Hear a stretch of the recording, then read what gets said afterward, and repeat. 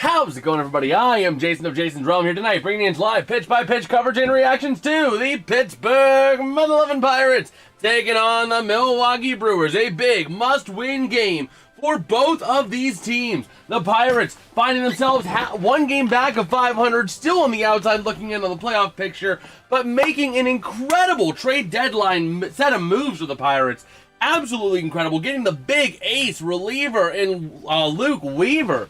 He is in the building tonight. He is available for the Pirates. Might be making his Buccos debut. Only time will tell on that front. But we are getting ready here. First pitch just moments away here. Pirates taking on the Brewers. Pirates going to be batting up first here for the Brewers. Kyle Harrison on the bump. And the Pirates starting off their leadoff batter going to be Jake Mangum, followed by Brandon Lau, Brian Reynolds, as Marilyn Valdez at the cleanup spot, followed by Nick Gonzalez, Andy Rodriguez, Giorgiolo, Rafael Flores Jr., and Justinson Garcia Jr. rounding out the bottom, the 9-hole for the Pirates. 14 games back of these Brewers, still on the outside looking in for the wild card, but still half a game ahead of the St. Louis Cardinals. So a big race there for the Pirates as they're going to try to avoid falling below the Cardinals and even below the Reds. They're only a game and a half up on the Reds because of that disaster of a series they had against them. And so we'll go ahead and see here tonight. Jake Mangum going to be the leadoff batter, so kind of looking into him. We'll take a look into him in a minute. For the pitchers, the Pirates redoing their entire bullpen. They only have 3 guys in the pen tonight that were there opening day. Gregory Soto, Mason Montgomery, and Johan Ramirez. Behind him, you got Ron Marinaccio, the ace, Luke Weaver, Lake Bachar, and Kirby Yates. Rounding out that revamped bullpen for the Pirates. I'm excited here for the rest of this season of baseball. The Pirates gave themselves a chance. That's all we can ask for out of this team. That's all we can ask for out of Ben Cherington is bring in the guys to give this team a chance. Jason, I think one sentence will define the Pirates is too little too late in the way of trades. It very well could be. But at the same time, the Mets might not have wanted to trade Weaver until the deadline. As the first pitch going to be a ground out for Jake Mangum. Saw the first pitch, he liked it, and he put it in play for a ground out. Despite his career best 731 OPS. Alongside career best in batting average, homers, triples, and runs, could not get on bag here. Going to bring up Brandon Lau up to the plate here with an OPS of 807 on the year. Looking for one more triple to tie his career best at 2. Going to take that first pitch for a ball. All right. I mean, I do like this bullpen, really. I mean, if they can re-sign this bullpen and maintain it for the next 5 years, you're not going to keep Yates for 5 years, but Weaver and Bachar, that's very possible. Yeah, the Ozuna drop came about a month late. There's also rumblings that because of frickin' Kutch getting essentially optioning his way out of AAA with a 300 batting average in trip, that there's rumors going around of, oh, are the Pirates gonna get back Kutch? Is Kutch returning? Is he coming home? It's not gonna happen. I really don't believe that's gonna happen. I think that relationship is too damaged after this last offseason. Lau puts this one into play, but an easy play right to the shortstop, out at first. If they keep playing like this will be one of the quickest games we've seen all season. Man. So that is going to bring up Brian B. Ray Reynolds to the plate, having himself a solid year. 268 batting average, 15 homers, 63 RBI, and an 824 OPS entering today. First pitch here of the at-bat is going to be higher than Snoop Dogg for a ball.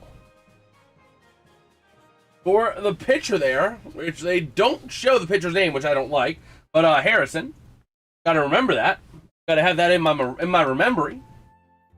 But here comes the pitch, going to be in there, grazing in there for strike number 1.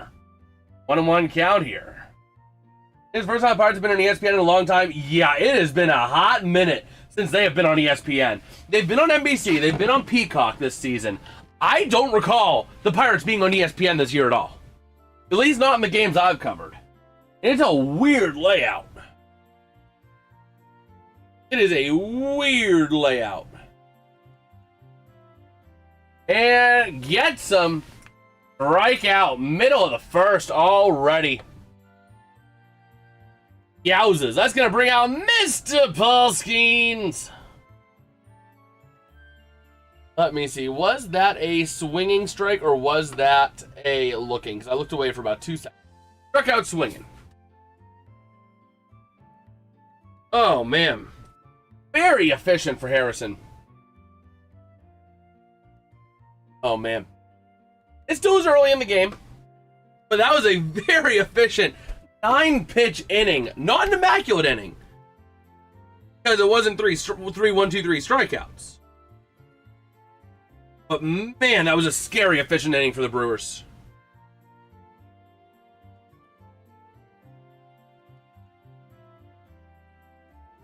So for the Brewers, going up and down their batting order real quick. Leading off, going to be Bryce Terang, followed by Jackson Corio, Garrett Mitchell, and William Contreras. Batting in the cleanup spot, followed by Christian Yelich, the DH, Andrew Vaughn, Luis Lara, Cooper Pratt, and David Hamilton rounding up the 9-hole. Oh, what's good, Ray? What's good, man? How you doing? How you doing? We are rolling here. Ready for a good time, hoping this Pirates game goes a bit better than what we've seen so far. Oh, man.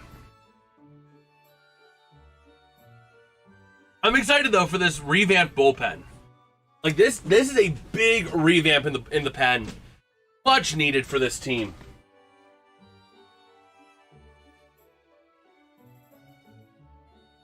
We're already in the bottom of the first.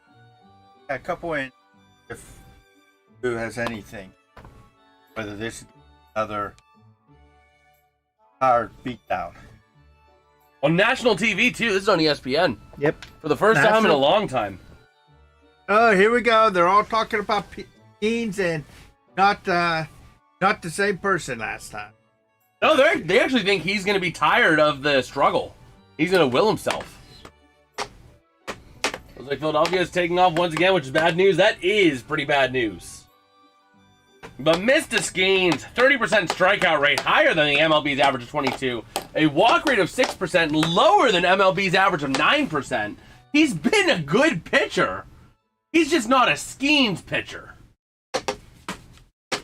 He's letting up too many runs is the problem. Like he's great at striking out and limiting the walks, but he has been hit hard for big numbers. And starting off with 2 balls. Doesn't look too good so far. Oh boy. Another rushing. So here we go. The 2-0 to Terang. Checks his swing. Did he go? No, he didn't go. That's, I guess. But you better call it that way for both teams. So here we go. The 3-0 pitch. Oh my gosh. Skenes has a low walk rate, and yet he walks his first batter faced. Really close. A couple of them were a bit out there. A couple of them were like 5 inches out of the zone. Yeah, I know. The first few. I mean, I'm talking about the last couple. The last pitch was right there, right below the zone. That was like half an inch low. A runner on first. Here we go. This one in there for strike one. That better be a... No, it's Stevie Wonder behind home plate tonight. Never know. So here we go. Looking at Jackson Corio having a career best 805 OPS and a career best 280 batting average as well thus far. And we'll see here. But Skenes doesn't have this. I could see last year. If Skenes was out there, I knew that he would not get behind the batters. No, he'd be out in front. Yeah, he's getting behind batters a lot this year. Yes, he is. That's where it's accuracy right now. That's where the issue. It's accuracy and velocity. It's both. It's a lot easier to hit an 80 mile or a 95 mile an hour fastball than 100 miles. He almost hits Jackson Corio. Wild pitch. Runner advances to second. Typical. thing. This. Oh my gosh! Here we go. Here comes the clown show of the Pirates. Come on, Bobble. Do your magic. Do your magic. I didn't spend $15 on you for nothing.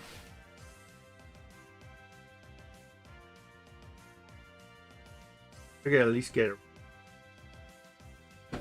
Oh, runner on second now. That one, the sweeper goes way outside. We have batters that are not fighting on. Gonna walk this guy. He's gonna. There's a 3-2 count. And this one gonna get launched foul. I'm jinxing the Pirates. Let's just take a nap. They're all good. Can you hand me my my broken club, please? Can you hand me my broken club? Why? I'm using it. I just want to point something out, and I don't feel like getting all the way over there. By the way, I got it. I got the limited edition little bugger here. Oh no! High fly ball deep to the warning track, and it's made for the catch. Problem with this is that they're gonna score that guy because of the wild pitch. He's.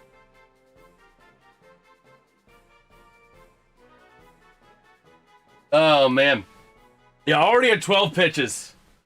Yeah, but I did get the rarity. I got the limited edition item today. Right here, I got the little bugger. Made to bobble. It's made to bobble. I made sure I saw my local Sheets was participating in the promotion. Don't break it! You break it, you're buying. I was bobbling it. Yeah! Bobbling it! Well, I couldn't get it over there, so I used You just gotta tap it! I did. I tapped it a couple times. You went boom, boom! You were like playing whack-a-mole with it. No! Oh no! Yeah, swung at one way outside of the zone. Garrett Mitchell up to the plate. Oh, man. Strike him out. So here we go. The 0-2. And inside for a ball. Okay, last more than 4 innings. Not with that attitude. So here we go. The 1-2. This one. Ooh, wow. That was way inside. And Mitchell's not challenging it, but they rung him up looking.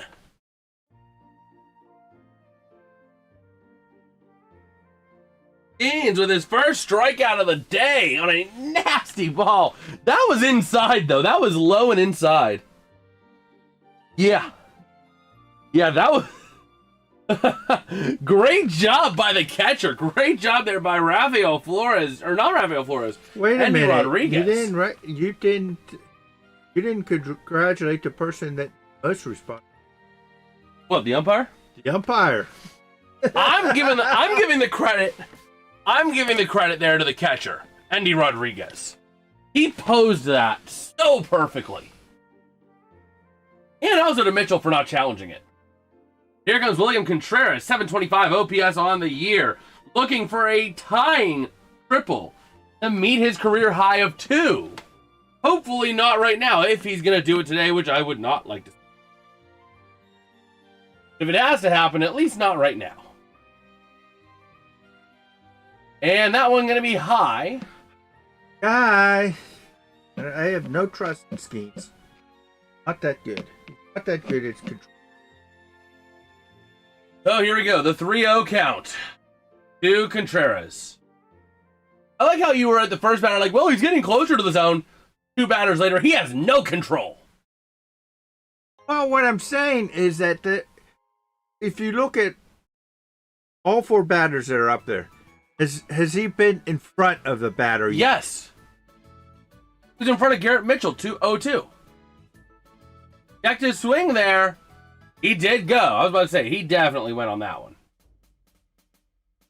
A 3-2 full count here for Mr. Skenes on Contreras. And here we go. Full count pitch. Pitch number 21 of the day for Skenes, which is alarmingly high. Puts it into play. Goes foul. Good job, good eye, not letting that go to get it early.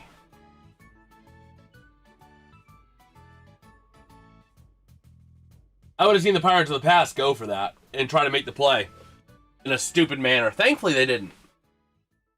So here we go. Full count pitch again to Contreras. The pitch. Again, put into play right to Skenes. Easy lob to first. Gets the out, retires the side. After 22 pitches.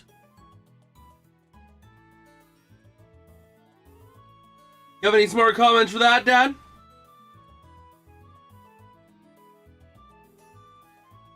I'm still, basically,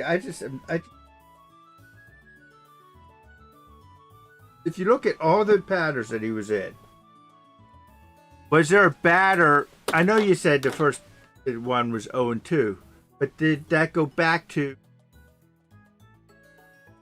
full count? No! Garrett Mitchell struck out 1-3. 1-3. Skenes was ahead 0-2. He was ahead the whole count. One batter. But all the other ones. But also, think about it this way. His motion does look weird. He's getting a weird motion on that sweeper. It's like the sweeper, normally a sweeper is going to kind of go whoosh. His sweeper is kind of like, it's weird. It's like a bit more wobbly. Wobbly and unpredictable, it seems like, from what a sweeper should be. I'm definitely noticing it on that ball, on that pitch, which is concerning if you don't have control over the sweeper, especially in Skenes' case, because that results in the splinker as well not really being in play, because his splinker is a hybrid between a sinker and a sweeper, so that kind of kills his signature pitch. But yeah, I mean, I'll definitely agree with you. The motion definitely is looking weird. Not getting a clean motion. Which is a big concern I have. Not to mention the velocity just isn't there. He doesn't have the velo that he had earlier. You know? He has thrown, I think they showed like 95 pitches, 98 miles an hour or faster. His last 2 seasons, his lowest was 680. And we're over halfway through the season. Heck, we're 2/3 of the way through the season. So even if I'm being generous and saying we're at the 2/3 mark, which we're beyond, Skenes will only have maybe 140, 150 pitches, if that, above 98 miles an hour. It's ridiculous. Person who blames most is Skenes for setting in motion of firing last year's pitching coach. Could be. It could be the coaching. The other thing that makes me scared, though, part of me is kind of scared, wondering if Skenes is just not trying because in his mind he's already a Dodger. I certainly hope that's not the case, but there is definitely a case to be made, considering he's not throwing fast, like, at all. And if you're checked out of this season because, well, I'm going to get paid and win with the Dodgers next year, why would you kill your arm for Pittsburgh when you know you're not going to be there? You know what I mean? That is one of my big concerns. That's one of my big concerns. As Valdez falls behind 1-2 on the count here. Dodgers even make a play for him. It will. Why? Yeah. Wait a minute. You're Why not. did you... Valdez! Just lost one. You bumbling baboon! That entire ball was in the zone! Helen Keller would have known that was a strike! You're worse than her!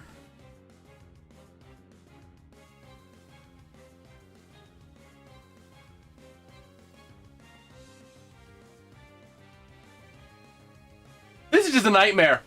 I'm dreaming. I'm dreaming. He did not just challenge that. Wake up. Wake up. You're dreaming, Jason. There's no way as Marilyn Valdez just challenged that pitch. This is a nightmare. If I'm dreaming, I can fly. Oh, Gonzalez gets over to first. Oh my gosh.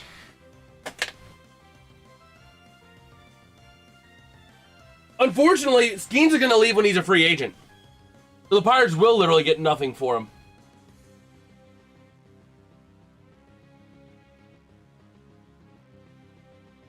Bro, this team.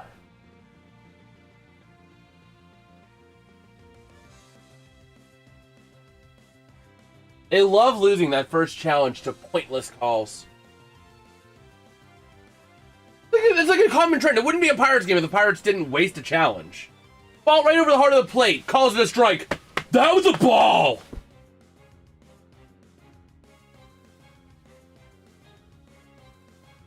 Oh, here we go. Andy Rodriguez up to the plate now. And here comes the 1-1 pitch.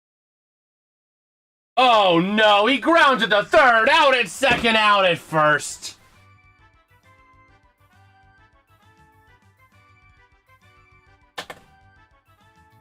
Son of a gun.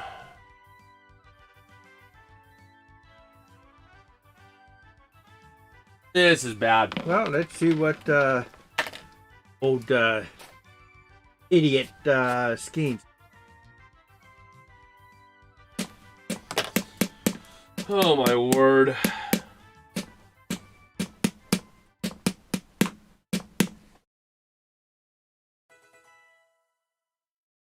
I can't. I honestly.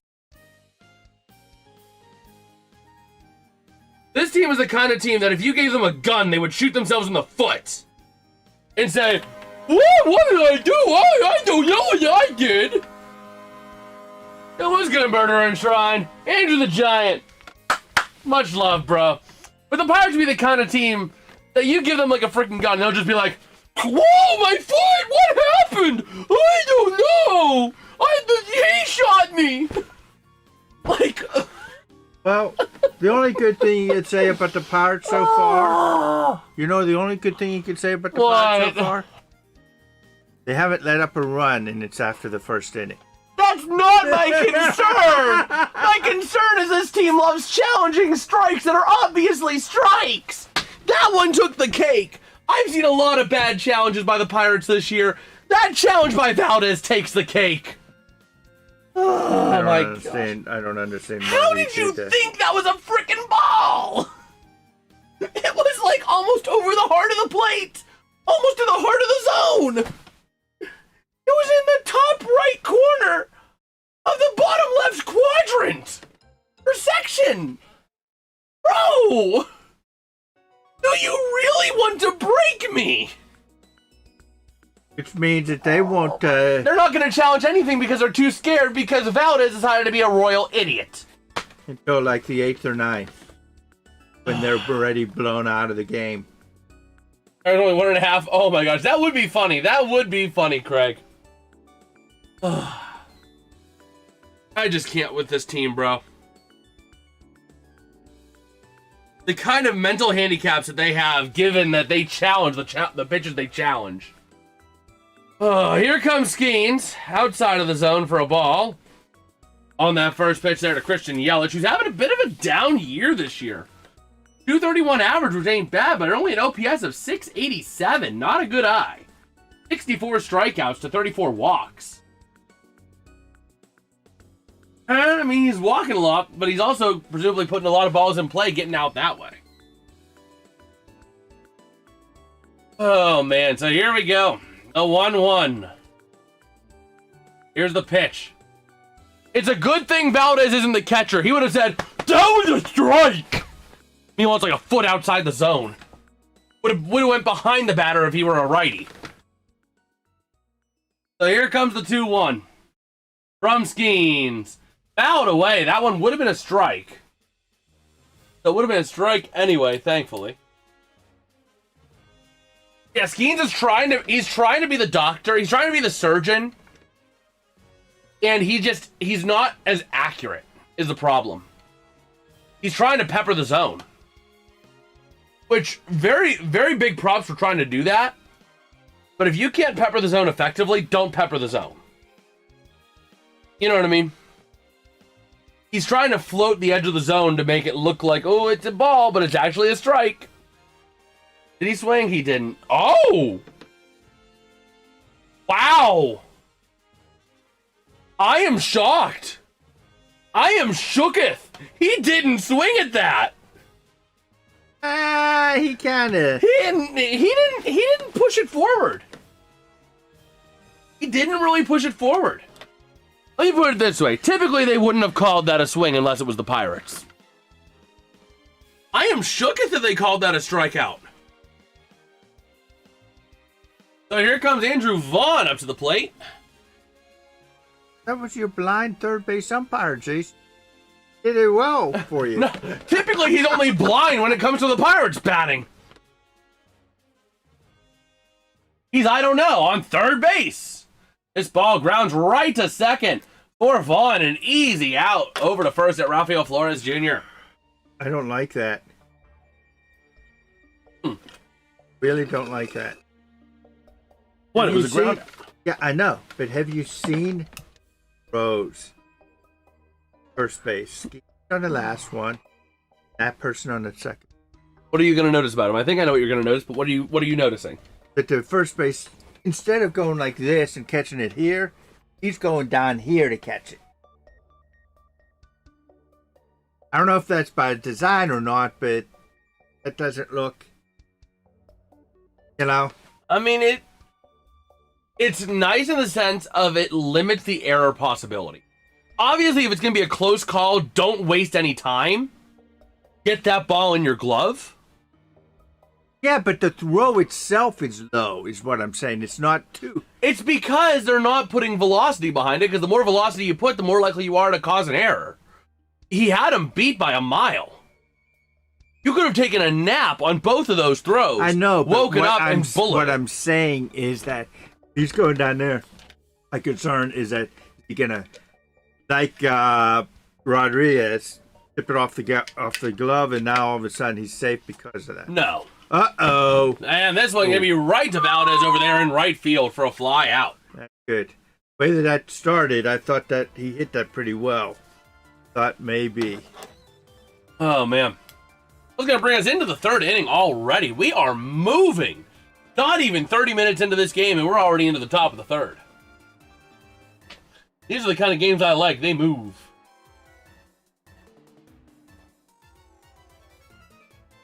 Well, they could pause in the at the start of it.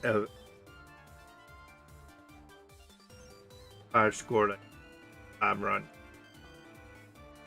You're not the one that has to get a dog out after this and then wake up at 6 in the morning. And then speed up at the end of the inning. But you're not the person that has to go get a dog out after the stream and then wake up at 6 in the morning to get the dog out again before going into work all day. No, but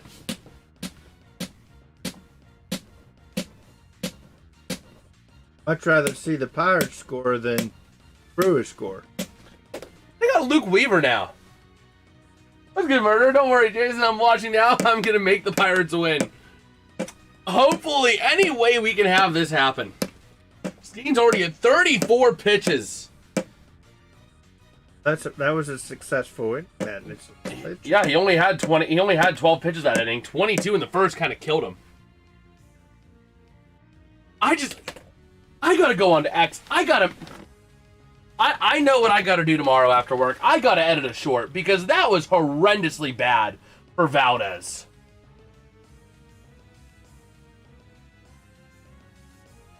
Oh my gosh. Let me see here. Where is... On to search. Valdez.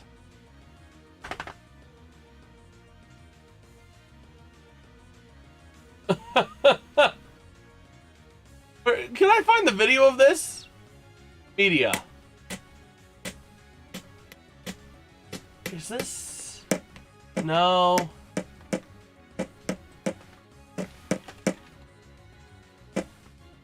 Can't believe Red Sox 10 games over 500. That's crazy. I just got to shake a chicken over a bonfire and go, look, Oh my gosh.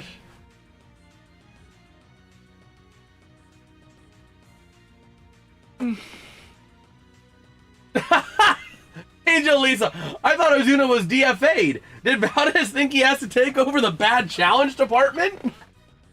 As an easy grounder to first. The result quick out for Triolo. Tell the guy that's doing the chicken bonfire. You can tell him that for the Pirates, he may need 2 or 3 chickens in order for it to be effective. Oh my gosh, are you kidding me? You know the worst part about that Valdez challenge, Dad? Somebody's posted on X. One of the ESPN guys says Valdez has a great idea of the strike zone. Next pitch was the challenge. So it was that guy's fault. It was the announcer that made him challenge it. The announcer grabbed his hand and went. Oh man, but here comes the 1-1 now. That was a strike. To Rafael Flores. Come back to that Ryan O'Hearn injury. Ooh, that was a bad one. Oh man. So 1-2 count here to Flores. And here we go. Waiting on the pitch. The 1-2. High for a ball. Going to be a 2-2 count. Okay. One well inside. About an inch or two inside for a ball. 3-2 count. Good eye. Good eye. Here comes the payoff to Flores, who is currently hoisting a career-high 769 OPS. And he walks for ball 4. The Pirates have a base runner, adding to his career-high walk total this year with his 5th walk of the season. That's their second base runner. Hey. Yeah. It's going to bring up Justinson Garcia. Will this base runner get to second base? We'll see. I don't think they're going to try and steal with him. No, but will he get to second base before they get 3 outs? We'll see. First pitch of the at-bat going to be in there for Garcia. Looking at the Pirates' newest relievers. I hope we see Weaver tonight, man. I want to see Weaver pitch. And I can't watch tomorrow because I'll be in the office. What? Whenever they showed the 3 pitchers there. Yeah? You know what, Mealy? What? Tweedledee, tweedledee. So here we go. Justinson Garcia. The 0-2 pitch. With the runner on first. Swing and a miss. Strike 3. What's good, Alex? What's good, bro? Yep, they're not going to get to second base on this guy. So far, do you think we can keep this up, Dad? Every pitcher has had exactly 1 strikeout thus far each inning. The Brewers, yes. Here we go. Jake Mangum gonna go for a bunt for a hit. He ends up hitting it foul. By the way, Murderer and Alex, we got a little limited edition bobble. Little limited edition Sheets X Pirates bobble. What's good, Wilson? What's good? I love that. The best part is, it cost me $15 to get that, and me and my dad got a meal out of it. I'm not a big burger guy, so he took the burger, I took the fries, I took the drink. $15 for all of that, and that bobblehead. It was included. So, if the Pirates win... It's the bobblehead. It's the bobblehead? It's the bobble. And if the Pirates lose... It's not because of the bobble. So here we go. The 0-1 to Mangum. He's going to launch this one foul. In 60 hours a week now. Ooh, that is not very fun. Hopefully it gets better for you, Wilson. Here comes the 0-2 to Mangum once he gets back into the zone, checking his bat. Oh, that's Reynolds checking his bat. Yeah, he's on the on-deck strip. He's mic'd up. He's in the hole. Lau's on deck. Here comes the 0-2. And fouled away. That's a nice one. That's a nice one. I'll take that foul. You could say, oh, it's going to be a ball. No, you gotta protect. no, it's going to be. It was going to be a ball, but you got to protect. You got to protect that part of the outside of the strike zone. For mechanic now, that would do it. That would make sense. And that was a horrible one. Why in the world did you swing at that slurve that was in the dirt? Because And it was a double play, too. It was a force-out double play. No, it wasn't. Yeah, it was. Because they ruled it as a ball in play, which meant the runner at first had to go to second. Wait, no, it wasn't. No, it wasn't. It was a swing and... I forgot there were 2 outs. I thought there was only 1. That's Yeah. why. That goes a strikeout then? That was a foul tip or something like that, and I gave him a throw to That first. goes as a strikeout. That would go as a swinging strikeout because Harrison's at 4 strikeouts on the day. Harrison broke the rule. He got 2 strikeouts that inning. But his pitch count is going up each inning, which is good. Pirates still can't get the guy from first to second. No? 4th inning. 4 is a magic number. Think so? Yeah. Oh, boy. After they give up like 3 or 4 runs. Oh, here we go. I've provided for wife and future kids. Hey, I mean, you gotta do what you gotta do, you know? I get that. Trying to make the ends meet and try to provide for yourself. I know that. Took me a while, but now I'm finally able to get there.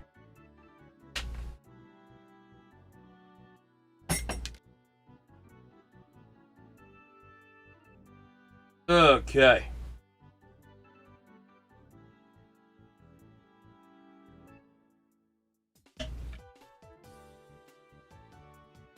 So, we'll see here. For the Brewers, due up going to be Cooper Pratt, David Hamilton, then back to the top of the order with Bryce Terang.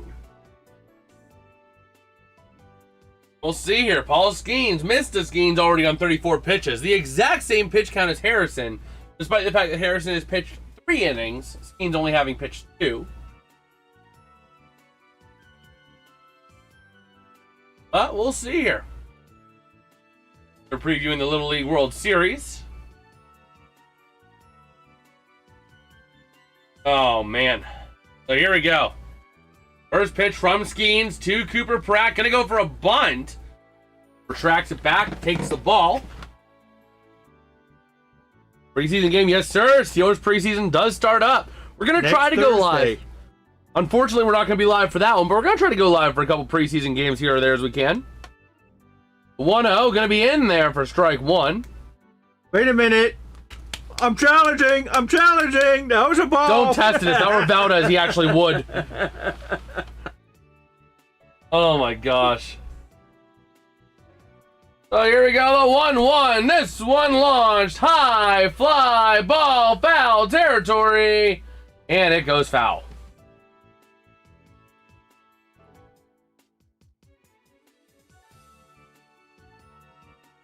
Okay.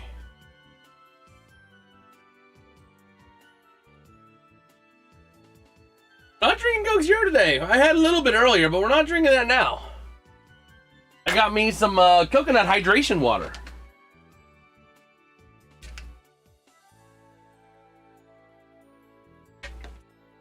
Here we go. Mr. Skenes staring down Pratt. What? No. Yeah, no. That makes sense. I was wondering, wait, how is it Pratt? But no, they don't have it out yet. That's why it's still Pratt. My brain just did a brain dump. With the 1-2 count, Skenes getting grinded already for as many pitches as he can. And this one going to be fouled away. Oh, man. Pratt's doing his job perfectly. He's grinding every last pitch he can. Got a better bullpen. I mean, they do have a really good bullpen. And got him for a swinging strike So three. if he can't last very long, bring in the bull. Assuming your manager is competent enough. Yeah, I mean, the thought process I would have if I were Don Kelly. Oh, the Reds 2-0. Red Sox. Aren't the Reds, those are the Red Sox. You said Reds. Strike! Yeah, graze the zone. But he called it a ball. Stevie Wonder, that was a freaking strike. Of course, the Pirates aren't going to challenge it. They're too cowardice to do so. They'll challenge that one, though, and say it was a strike. Thankfully, they didn't. That would have been absolutely horrendous. But looking at David Hamilton here, 3 homers on the year. The pitch, the 2-0 pitch from Skenes. The big problem right now with Skenes tonight is the Brewers just have too good of an eye. He's trying to pepper the zone, and the Brewers just have too good of an eye.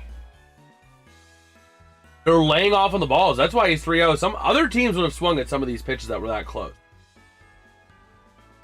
You know? That's the thing.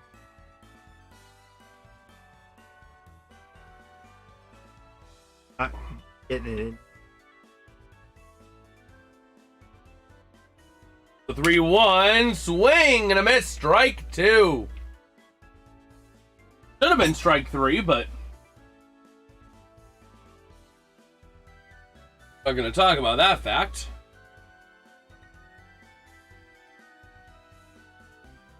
Oh, here we go. The 3-2 count to Hamilton. Going to be the 6th pitch of the at-bat.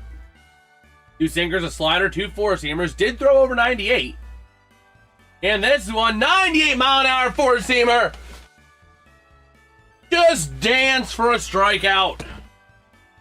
Uh-oh, Jason, guess what? Skenes broke the rules, too. Yeah. Oh, man. A beauty from Skenes. That's going to bring back up the top of the order. Bryce Terang, 0 for 0 today. He ended up walking in the first inning. Looking for that triple to set a new career record, or to tie his career record of 4 triples. Also holding on to a career high, 818 OPS, entering today. Here comes the 1-0 count.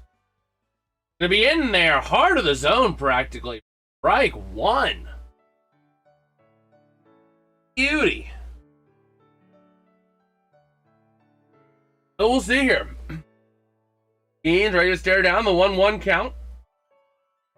This one gonna get hit into play over towards left field. Nice little line drive fly out to retire the side. Who's playing left? Take a guess. Not Magnum, mate. Guy? Make a guess. Magnum. Right? Okay. Who's center then? Yes. I know Velez is right. Center would be,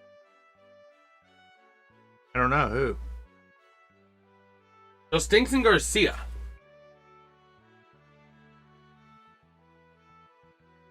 The Pirates' homegrown prospects. All right. 49 pitches for Mr. Skenes. A 15-pitch inning is a little bit dangerous there. Skenes might only go like 5 innings. The pitch count. I don't know. I mean, he is pitching well enough. You know?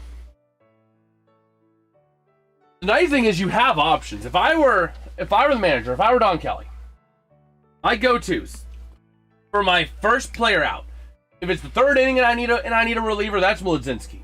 Not even a doubt in my mind. But let's say you're pulling a pitcher around the 6th inning. Your initial setup guys, you're looking at Soto, Montgomery, Ramirez, I would say I had the numbers here. Soto, Montgomery, Marinaccio, and Yates. Those are my first guys. It's football season. As you're shoving the Bible with a frickin' golf club. But yeah, so my first ones out are going to be one of like Soto, Montgomery, Marinaccio, Yates. My setup guys, you're looking at, you know, Ramirez, Bachar. And obviously your closer are going to be Luke Weaver for the Pirates. I do like where this bullpen is. You can even put Soto as like a setup guy, too, if you needed to. There's a lot of options you got. Good thing about this is that you don't have to worry about, oh God.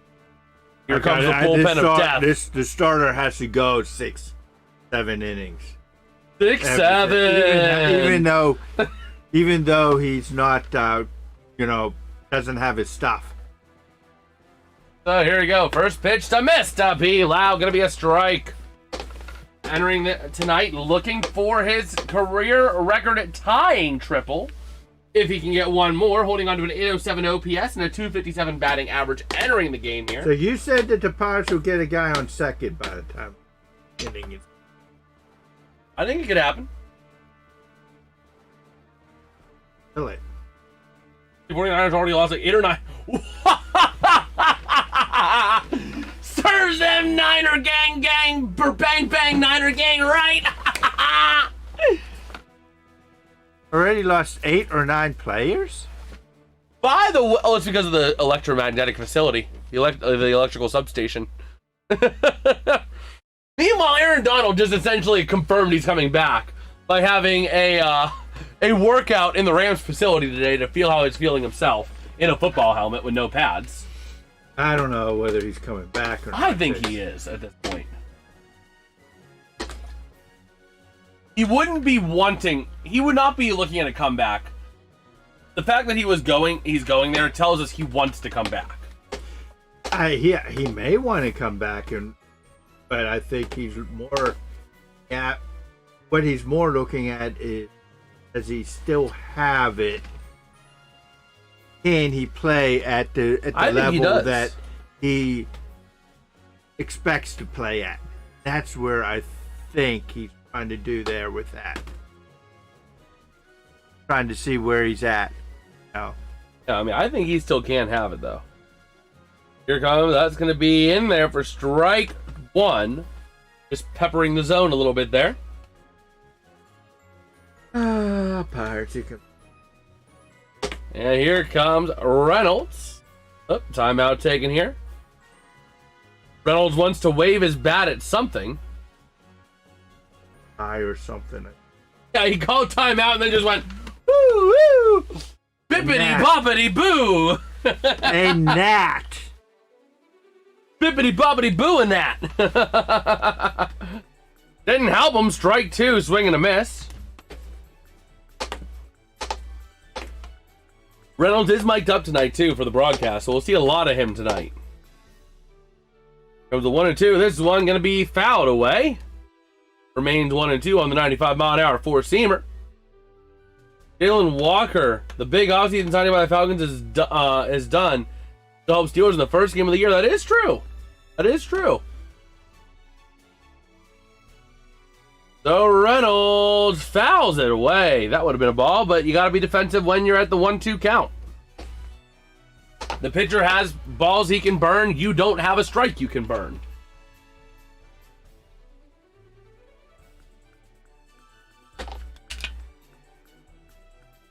So here we go. The 1-2. This one launched. High fly ball right. Foul territory. It goes foul. This is what the Pirates need. Reynolds is doing what the Pirates need. That's what? The 6th pitch? This is going to be the 7th pitch of the at-bat. Which is exactly what they need. And they don't need that by swinging and missing at a pitch that was 10 feet low in the zone, or low. That thing was so low it was practically in hell. Yeah, I don't see the part. Oh my gosh, what did you see on that one, Reynolds? Here comes Maryland Valdez. Change up, go. You gonna challenge one, buddy? You gonna have another bad challenge again? Here comes the 0-1. The ball, 1-1's the count now. And here we go. Harrison on his first game back from the injured list. Nice eye there. That one's going to be a ball. You see, when Valdez isn't challenging stupid pitches like that, he really does have a good eye for the zone. Here comes the 2-1. The pitch. Swing and a miss. Strike 2. Oh, man. 50 pitches for Harrison. And here comes the pitch. Out back. This could be big in the sense of trying to even out these pitchers. 52nd pitch of the day here for Harrison, coming up. Ball. Count 3-2. Okay, looking at the 4-seam fastball utility rate. Usage rate is second at 58%. He's making guys whiff at 31%, which is fourth best. Comes a 3-2, and Valdez swing and a miss. Good effort, though. I saw that was going to be a ball or a strike anyway, so good shot at going for it. But Harrison, man, 7 strikeouts in 4 innings. That's crazy. 44 to 53. That was not 9. 34 to 53. That would make sense. 19 pitches. Again, grinding these at-bats longer. The Pirates are grinding through more pitches each inning.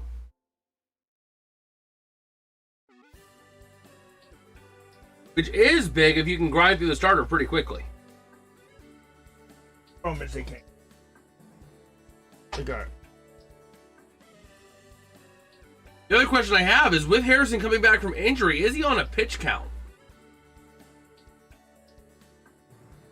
So you might get him on pitch count in the fifth inning.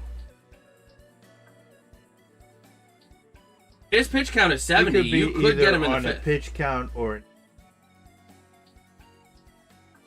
And the Pirates could get him on the 5th inning. Because if they put his pitch count at like 70 or 75, the Pirates could get that next inning.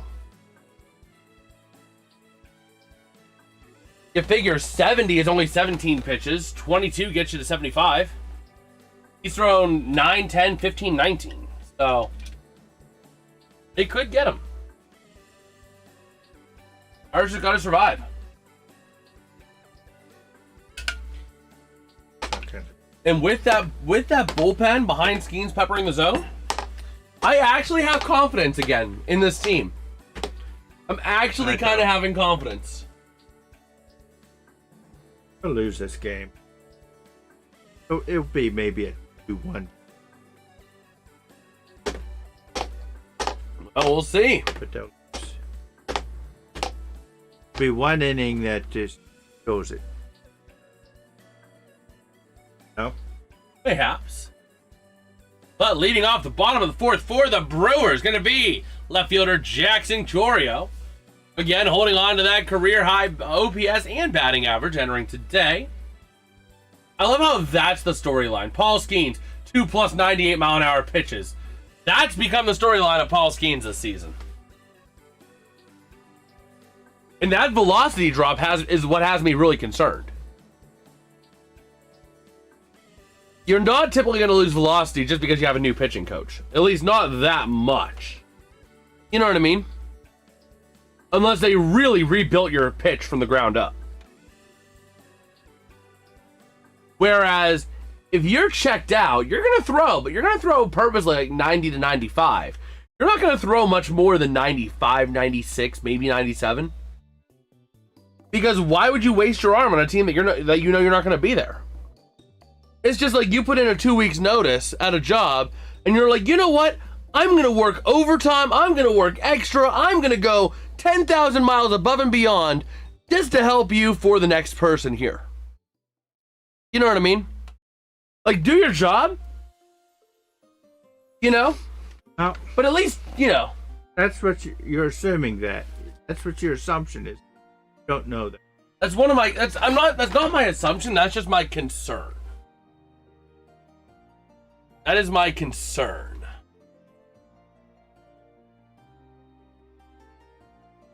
But Skenes with another punch out. Now going to bring up Garrett Mitchell, who was his first strikeout in the first inning.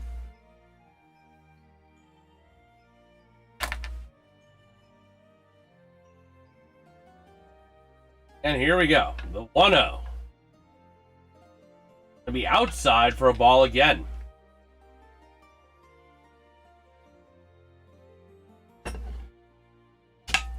Oh, here we go. The 2-0 count. From Skenes. Grazes the zone, but the umpire has it out for us, so he calls it a ball. That's unfortunate. But here we go. The 3-0 count. The pitch. Any 4-pitch walks him.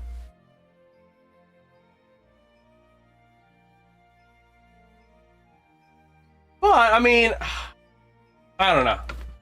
Skenes is maintaining a good strikeout to walk rate, though. He has been very effective at that. His walk rate is less than, it's like 6% or something like that. His strikeout rate's like 30 something or something like that. Well, here we go. Contreras up to bat. That was the first pitch off. 0-1. Oh, swing. I couldn't see the ball. Alex, you able to kind of cool it on the spam, bud, please? Like, I know we talk about this all the time. Like, seriously, man. I appreciate the enthusiasm, but, like, we do want to try to keep chat relatively, like, clean from spam. So the 0-2 count to Contreras. Tim Contreras, ready to go. Pitch from Skenes. And here's the pitch. High for a ball. I don't know. He kind of looked like he kind of lost that one. Looked like he was trying to pepper the top of the zone, and he just kind of lost it high. He overthrew it. Oh, here we go. Look at Contreras' stats. 1-2 pitch, 61st of the day from Skenes. Again, he's trying to pepper the zone too much. Not going right for it. Oh my gosh. Thinkers. Yeah. Again, that goes back to the weird ball motion. And going for the steal! Oh, great! And there goes the ball, the runner all the way to third. A double steal, effectively. Oh. That was bad. That's where Henry Davis would have been useful. Not useful at home plate, but he is also very useful at home plate. Henry Davis doesn't have that happen too often.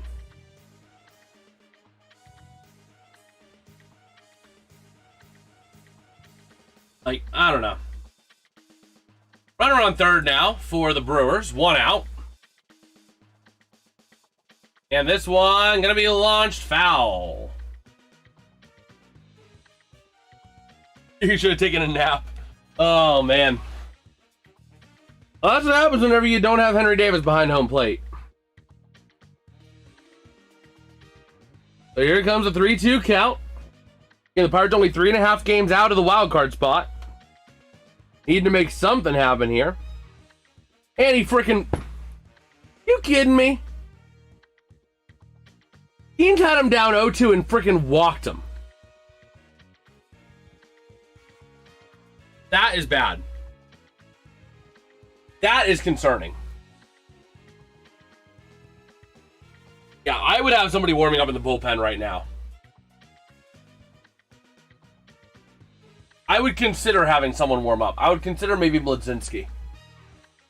You're too early to go deep in the bullpen. I'd consider Mlodzinski right now. I'd get him warming up. I don't know that I would pull just yet, but I would definitely get him warming up. Oh, here we go. How's Christian Yelich? Inside for a ball. Oh, man. Like, I don't want to pull Skenes this early, but, like, at the same time, I mean, the runner on third isn't his fault, but the 1-0 going to be high for a ball. He's trying to pepper the zone. Thrown 6 balls without getting a single strike to increase the count. I mean, there were a couple fouls, but, like... And here comes the pitching coach. They're going to have a little bit of a talk out there at the mound. Not going to pull him yet, but telling him, hey, we maybe got someone warming up here. Get ready. If it's somebody warming up, I would want it to be Mlodzinski. We're too early to dig into the rest of that bullpen. You're too early for that. I'll take Mlodzinski right now. Then you could swap Mlodzinski out in, let's say, the 7th or 8th inning. Or one of your setup guys, you know, maybe Soto, maybe Ramirez. You know. I came out there to calm him down and let's get this guy out and prevent strikeout or a round into a double. Potentially. It's on this. Let's get it. Here we go. The 2-0 puts it in the zone and grounded, but it's grounded foul. Out of control. Yeah. That was the first controlled pitch from Skenes we've seen in a hot minute here. Looked poised. He looked ready. Here comes the 2-1. From Skenes to Yelich. Clock winding down. Here it is, and it's low. Back out of control, folks.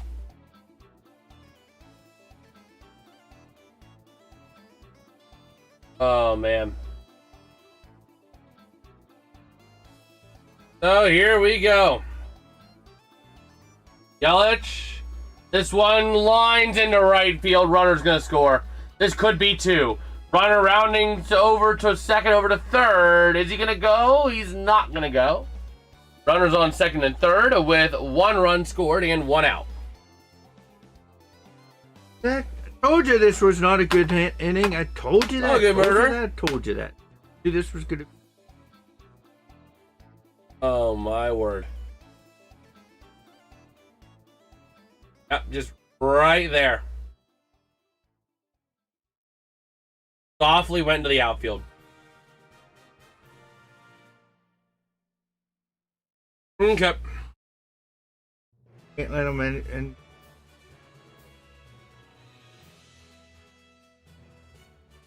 It's going to bring up Andrew Vaughn for one of the day.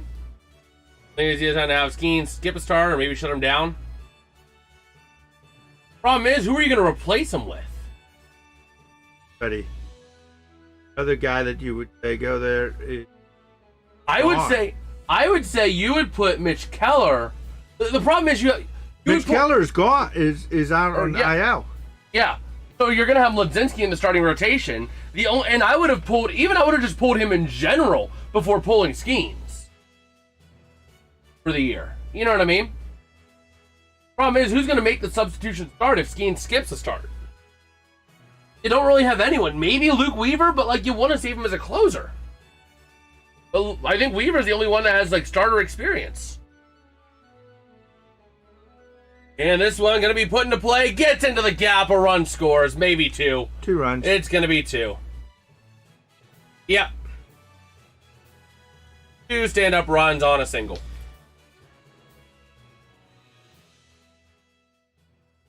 Nothing. That's the game. That's the game. Man.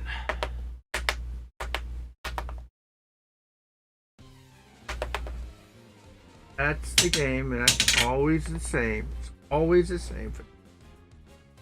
They have no pitchers that can actually pitch well. None. So here comes Luis Lara. And this is where you're going to have Mlodzinski warming up. Wait, no, he's not going to be warming up because now he's a starter. Shoot! Maybe Ramirez? like maybe your next long tenured guy, either him or Bachar. Need something to stop the bleeding is what you need. Well, he'll get out of this inning with a 3-0. It's going to be it. But the already done. I mean, I don't see the Pirates scoring 3 runs on not this club. Done it before. They have done it before. Not last night. 2 nights ago. Because of a one. Oh, here we go. This one gonna be launch foul. Line drive foul territory.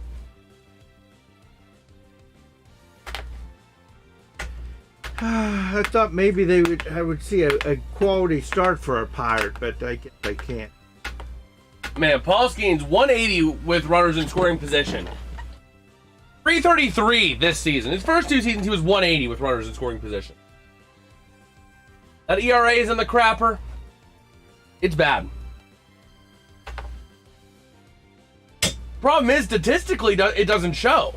Like he's striking out batters at good league rates. He has like the 2nd highest strikeout rate, or 4th highest strikeout rate, 2nd lowest walk rate. Everything in between. Not this game. Everything in between that's killing him right now.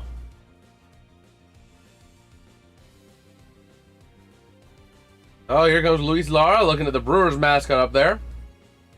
Up by the slide. And he's lost the zone again. Gotta get a guy out here, Skenes. Think. Focus. Oh, yeah, I wasn't focusing. Yeah, that's a good point. Like I wasn't trying. Lara fouls this one off. Your theory, he isn't trying because he wants to go to the Dodgers. If Mike Intern is correct, that would be the case. The Dodgers would still sign him. 31 pitches this inning for Skenes. He just walked another batter. You gotta pull him! Gonna have to. Right now! Skenes is coming out right now. I'd bet money on it. Oh, it's gonna be after this hitter. Why are you gonna wait another hitter and let more damage? Why? I would have had Mlodzinski warming up, or not Mlodzinski, probably.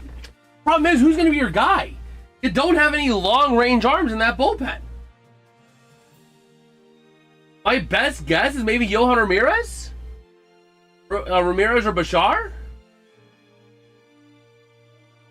Oh, it's gonna be Bachar! Hey, I was right!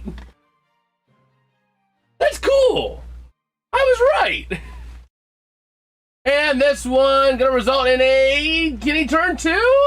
Yes, he does.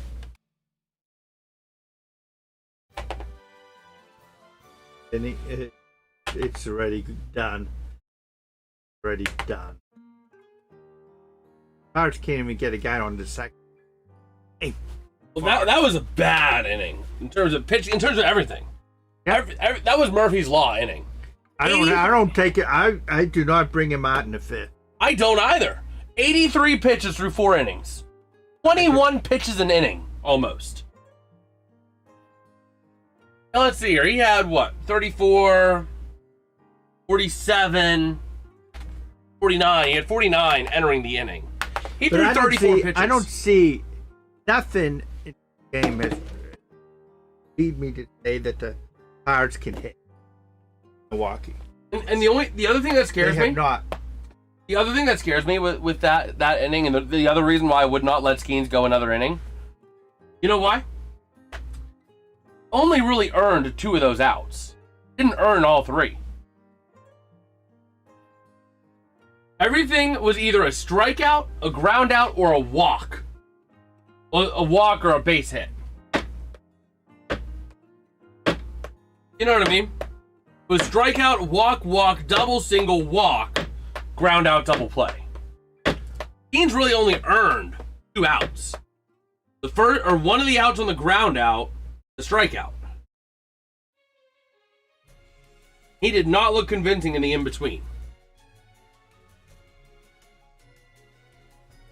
Did not doing anything.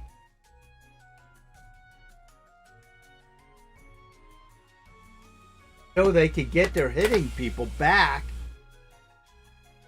This is a sub 500 club. Well, real quick, let's take a look at our MLB scores around the league while we have a second. In the middle of the 5th inning here. You can see some of the earlier games today. The Reds up 3-2 currently on the A's in the 8th inning. That's kind of scary for the Pirates. They're only a game and a half ahead of them. The Cubs with a win over the Dodgers. Looking at other NL teams in the race, the Cardinals and Yanksters tied at nothing apiece. Nats and Phillies tied at 2 in the 7th. The Mets 4-3 over the Guardians right now. Marlins down to the Braves 4-1. And then some of these latter half games as well. Nothing really big going on there right now. But we are back ready to roll here for the top of the 5th inning. Wow, a pitcher with only 51 pitches entering the 5th inning. Couldn't be the Pirates. As Nick Gonzalez is back up to the plate. 1 for 1 today with a single in the 2nd. The pitch going to be inside for a ball.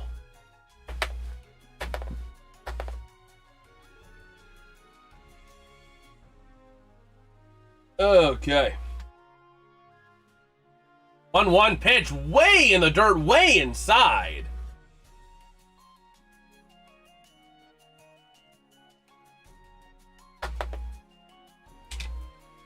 Okay.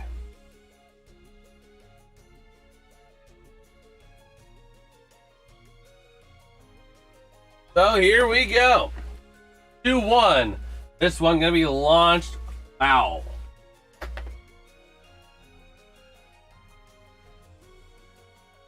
Okay.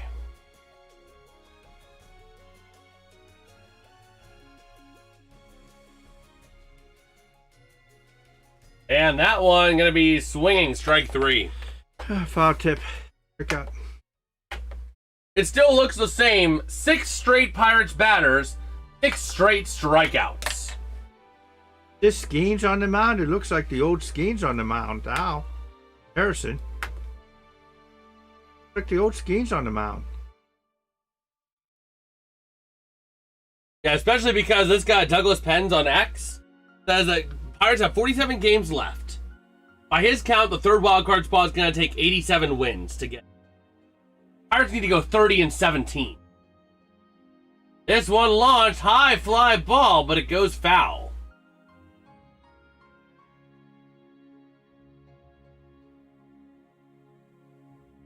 But the Pirates just got to take it one game at a time. And they'll have a shot. Well, they already won their one game in this series. They only win one game per series. Here they comes do. the 0-2.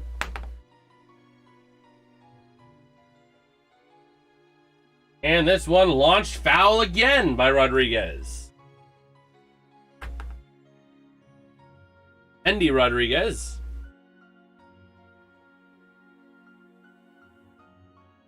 Oh man, Pirates gotta get going and the time is right now. 0-2. That's a ball. What? Good. Thank you. Thank you. Andy Rodriguez with a clutch. Good challenge. That's gonna be overturned for a ball. That's about a half-inch high. That was plain as day. Almost a full inch high. They're playing, they might have 30 losses. That would not be out of the question for this team, surprisingly enough. Come on, Bobble. That one's going to be way outside. Harrison's starting to lose a little bit of control right now. Matter because And this one going to be launched foul for Rodriguez. Grinding through the pitches right now. Already 64 pitches. Yeah, but they got a 3-0 lead. Good there. Good. man. So the 2-2 swing and a miss. 7 straight Pirates batters struck out. I don't see them getting. And they've all been swinging, too. They have not gotten a guy to second base yet. Oh, hey, Dr. House plays baseball. And Dr. House got a solo shot home run. Surprising, giving his bum leg and all. Sorry, I've been rewatching House MD. That slurve going to be way low and outside for Triolo.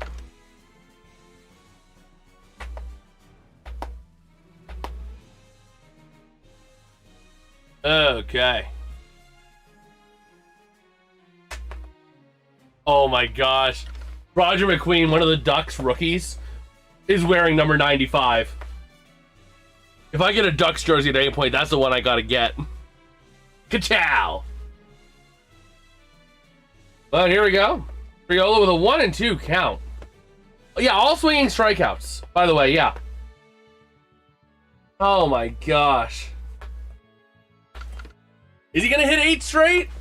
Only time will tell with Jared Triolo up at the plate with a 1-2 count. Here comes the pitch. Yo, what? That was Challenge a strike. that! No, that was a strike. That was low. That was low by about an inch. That was low by about an inch.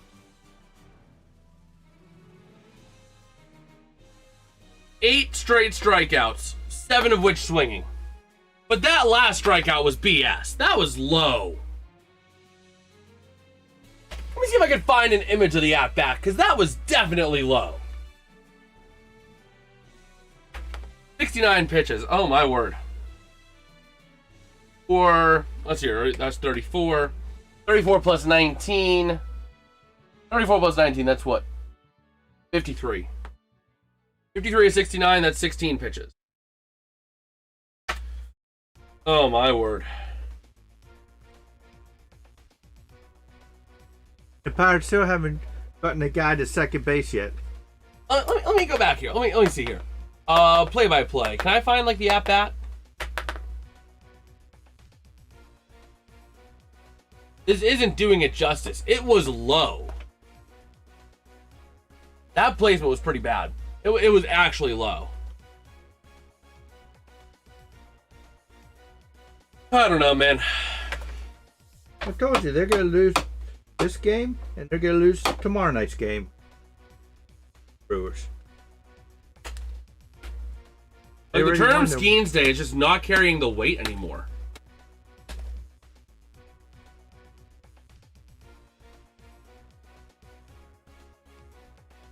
I turned on this game from ESPN. It's embarrassing. It's bad. It is bad. But like that last pitch, that was actually freaking low. Let me go on to. I know it's done. It's over. Yada yada yada. But I want to see that again. Where is the Pirates? Game day.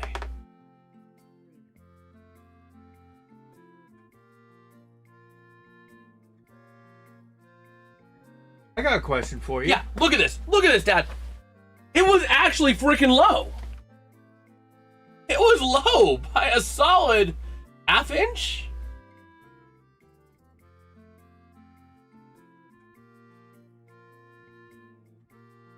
Almost a full inch, actually. But we're back here.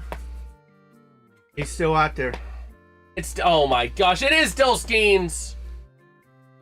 Oh no. Oh no. 0-1 count, swing and a miss. Strike 2. Matter because get him out, but win like 3-1, if that. And Harrison's done.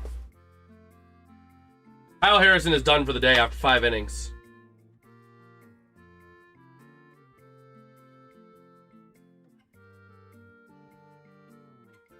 Oh, here we go. Looking at the. So, what inning do you think the Pirates will get a guy at least second base? I don't even know at this point. Will they ever? Game. Chad Patrick's warming up, and he's been absolutely lights out this year. So. Doesn't look like it. What did David Hamilton just do? Buyout.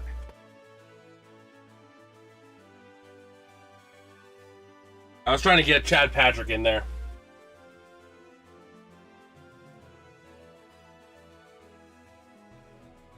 And here we go. This one going to be to Terang. He's 0 for 1 on the day.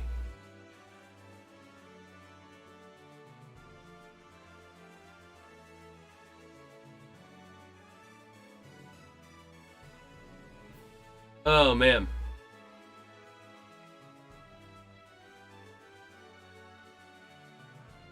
So we got a 1-1 count here.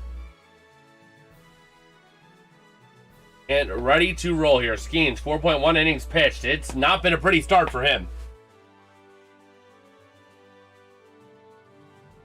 Skenes with, what is that, 5 strikeouts on the day. But also walking 4. And swing and a miss here for a strike to Terang. Going to be strike 2.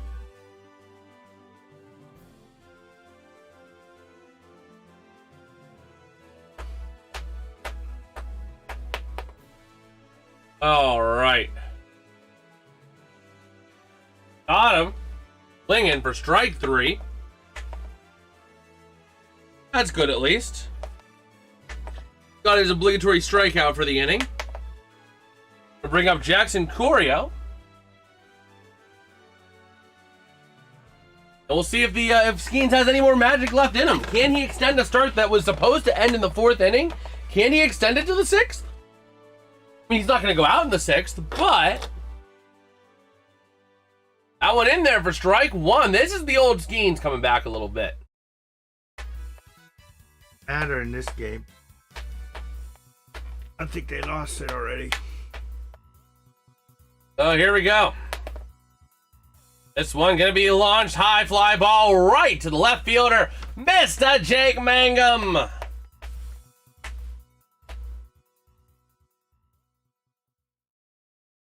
Are you able to do me a favor once I fill in my scorecard, Dad? You're 93. Let's see here. 22, He's 34. not coming in the 6th. 34. 34 plus 15 is 49. 49, that's 83. 10 pitch inning for Skenes. Very efficient. That was an efficient inning. Too late, though. He always has at least that one inning where he just lets up 3 or 4 runs, and that's the game. Don't have, like he used to be able to do, just go and pitch 6 scoreless innings. Doesn't have that anymore. At least not this year. But I'll be right back. I need you to cover for me. Talk to Chad if you have any other updates from any other leagues or anything like that.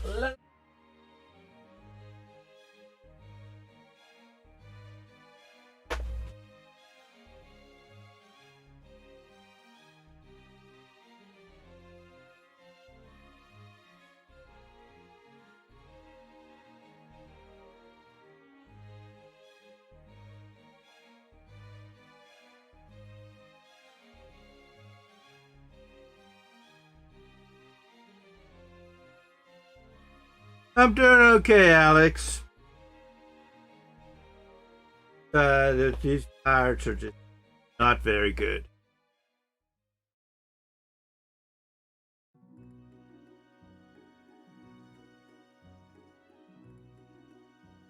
I don't know if he's a... I don't know. Maybe, maybe not. Greg. Don't have confidence in... He can cut teams down.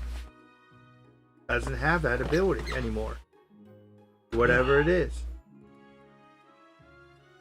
Oh, we'll see. I am back, ready to roll here. Going into the top of the 6th inning here. With Harrison done for the night, Chad Patrick hopping on in here. Sub on in. Maybe this is the Pirates' big break, but Chad Patrick on the year. 83.1 innings pitched, 75 strikeouts, whip of 120, which is a career high, a career best ERA of 3.46, and a career best batting average against at 230. So a very solid setup pitcher here for the Brewers tonight. Oh, man. So we'll see. Taking a look at Harrison in the dugout again. Going back down the tunnel again. Oh my gosh, Alex. I just look over in chat. Hey, Jason Dad, ask you lettuce diarrhea causing lettuce. What that is? The cyclospora or whatever it is. The lettuce that's giving people explosive buttholes. Oh, man. So Patrick, ready to go here. Here's Philadelphia is losing, but can't do crap about it. I already reserved the right that the Pirates are not getting in playoffs this year. That, to me, 100%. Oh, we'll see here. Wondering if the substitution happened late. I wonder if Harrison was about to go out for the next inning. He was. He pitched a couple, and then he just went back in. Couple practice ones. Interesting, because he did go down the tunnel after last inning too. Maybe he reflared the injury that caused him to be on the IL to begin with. Interesting. Or he didn't think in competitiveness. Potentially. But here we go, top of the sixth, ready to roll here. Looking at Kyle Harrison's start. Again, an incredible run. 8 straight strikeouts. 10 total on the day. Everybody that pitches against the Pirates does great. Every single Pirate struck out at least once, except for, ironically enough, the leadoff batter this inning, Rafael Flores Jr. He is the only one that did not strike out thus far. Here comes Chad Patrick. Again, ERA 3.46, a career high. He's going to strike out now. Strikeout rate and walk rate right on average with each. 22% and 9% respectively, which is on the button for MLB average. Hi, Alex. Oh, man. Are they actually closing the roof? Huh. So here we go. The first pitch from Patrick to Flores, who had a walk earlier right over the heart of the plate. How do you not swing at that? That was your home run ball right there. Take all the way. He's trying to see what Patrick has, what he's throwing. So here we go. The 0-1 going to be low and away for ball one. 1-1 on the count here.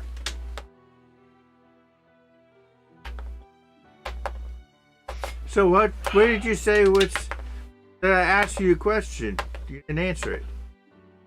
I honestly, I mean, this could be the break right here. What inning are you got to pick an inning. I'm going to say the 6th. I think it happens this inning. I think Chad Patrick's the break the Pirates needed. I'm going to say not until the 8th. Oh, here we go. The 1-2 pitch to Flores. Going on like it's going to be the 7th. And here comes the pitch, the 1-2. No, the 7th, because you win if it's the 9th. None of us win if it's the 7th. He strikes out anyway, and now every single Pirates batter has struck out tonight. Wow. Brewers doing a really big shutdown job of this team. As a team, they now have 9 straight strikeouts, by the way. It started with Justinson Garcia. Hopefully it ended with Rafael Flores Jr. Oh, wait, that's not Justinson.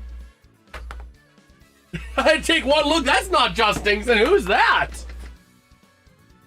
Who is pinch hitting? R. Simon. I have no clue who you are. Ronnie Simon. What position does he play? I don't know. Second base. I wonder. No, you're not going to move Lau off of that. Are they going to move him to the outfield?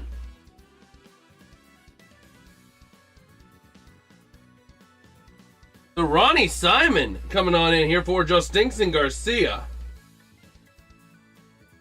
And here comes the first pitch of the at-bat. Somebody has to move into the field. Would that be Magnum? Guy?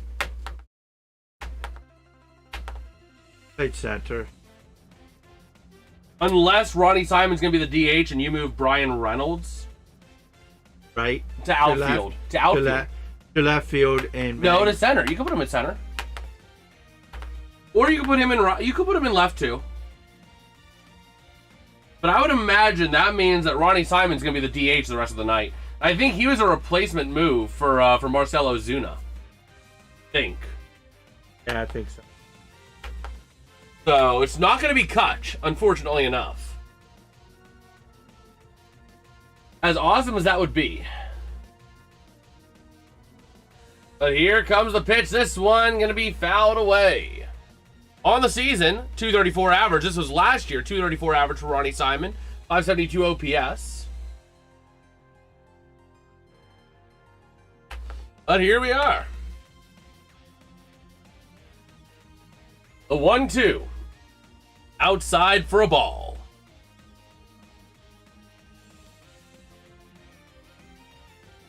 Two-two pitch. Simon trying to make his appearance known here tonight. And he fouls off again. Grinding into Patrick. A little bit here.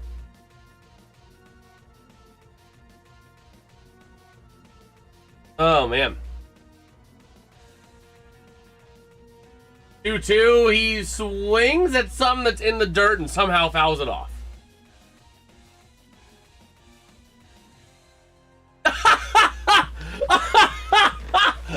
No! The Mets just called up the hilarious... The Mets just called up the most hilarious pitcher. Oh, my gosh. So Simon with a 2-2 count. And way inside for a ball. Bro, they called in this pitcher that as soon as he gets a strikeout. Look at this. Look at this. Look at this. Look at this. Watch when he strikes him out. He just goes...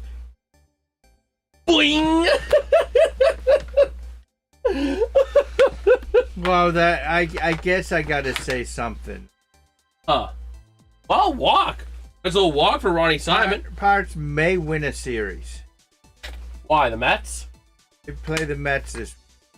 You know, oh, no, that's not the same guy. Shoot. I was about to say, are they going to show us that? Did I just preview what they were going to show us?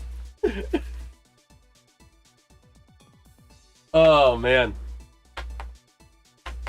Oh, here we go. They may win that series. This one's going to be launched right to the left fielder.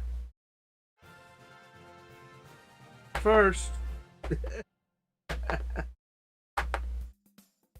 A line out there. Going to bring him to the plate, Brandon Lau.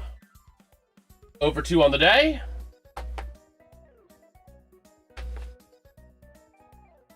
Oh, boy.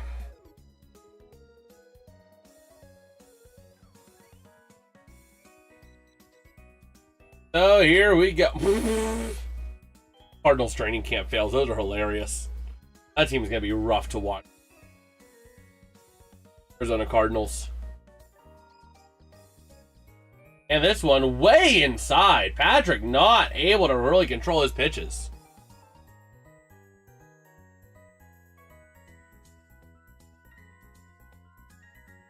Even Marvin Harrison Jr. on the dropsies. So here we go. 1-0 count. Looking at Reynolds. And here we go. This one gonna be swing and a miss. Strike there for Lau, 1-1.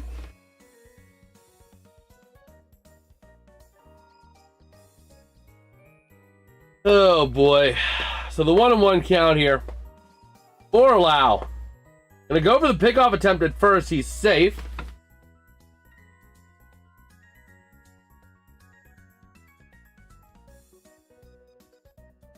Okay.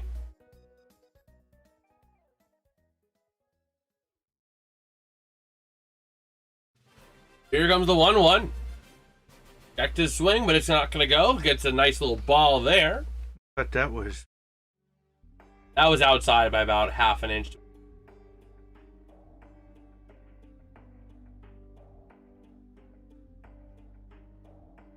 So here we go. The 2-1 count to Lau.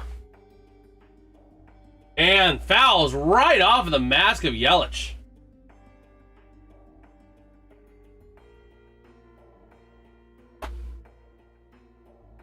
Oh, man.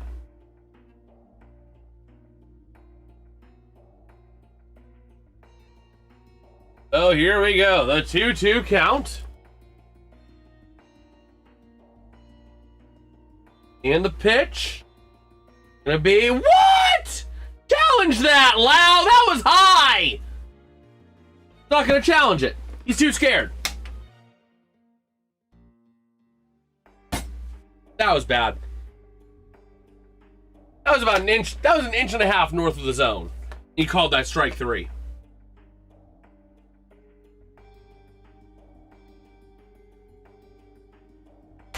Bro, umpires have too much of an impact in baseball. I know it's part of the game. But like, oh my gosh. That was bad.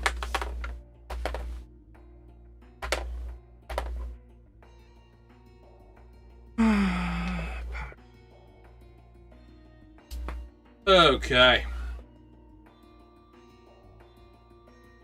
dismal hitting. Dismal hitting.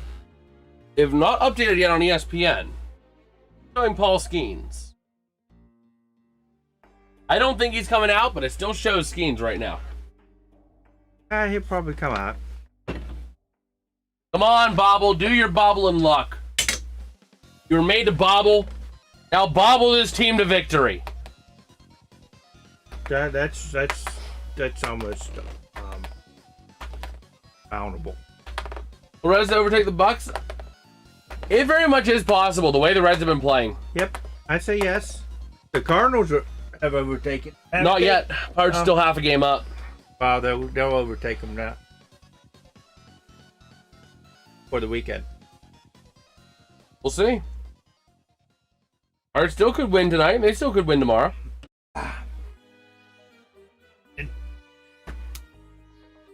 Can't beat Milwaukee anymore. Good. They're still looking like the thrust. Okay, no, it is going to be Bachar. So they're shutting Skenes down after 5 innings as well. Going to bring in Lake Bachar. One of the newest acquisitions, one of the trade deadline acquisitions for this Pirates team. What? Good. Bringing him in, and his 58.2 innings pitched, 201 average against, 384 ERA, and 109 whip. A really solid whip. It was good, Pesco. And his 61 strikeouts, too. So Bachar making his Pirates debut. What the heck is that? It says hi, Jason, but it has like some weird stuff over it. Yeah, I can't. Hieroglyph. And Gray's at the bottom of the zone for strike 1.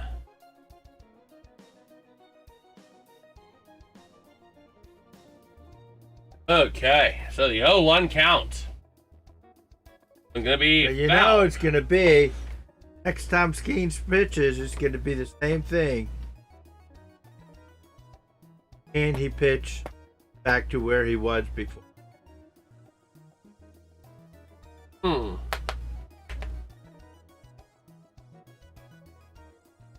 So this one gonna be down there for a ball.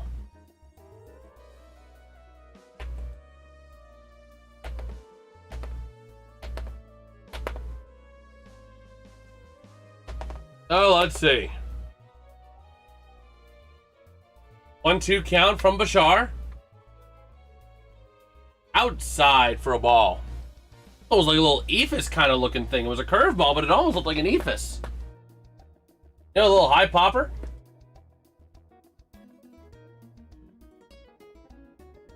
Oh, here we go. The 2-2 count. And this one going to be grounded for a nice little out. Got him.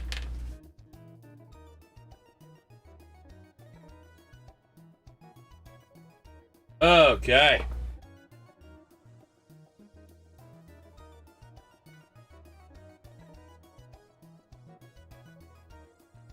Let me see.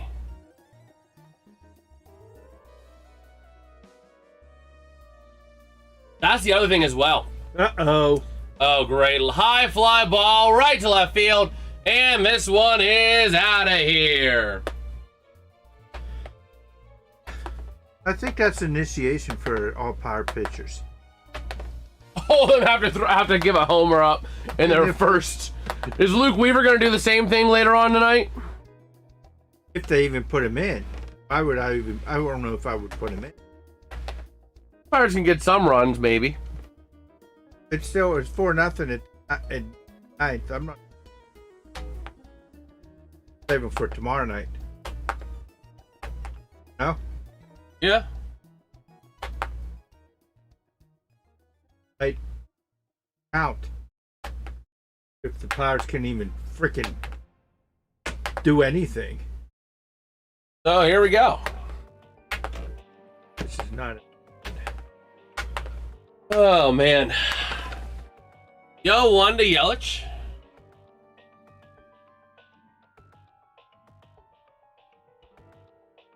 And this one in there. Strike for Yelich.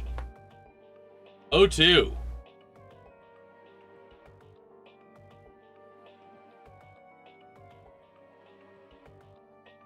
Rivera's heading back after that home run. Everybody's going back. Well, if he's more of a hitter and they run. I don't know. You still wouldn't do that. 1-2. Gonna be launched. Drops into left field for a base hit. Wait a minute. They moved. So what they did was they moved Mangum to center, and then they put out there Ronnie Simon. Left field. Yeah.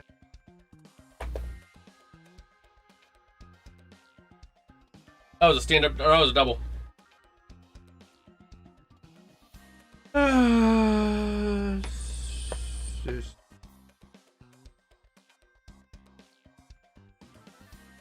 And going for the steal. It was a single. He went for the steal and got it.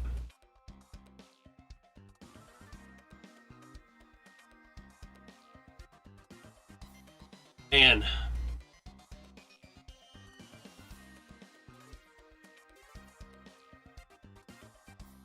These throws from the catcher are not good throws. They would have got him. That's twice now the Pirates would have caught stealing, but didn't because the throw was awful.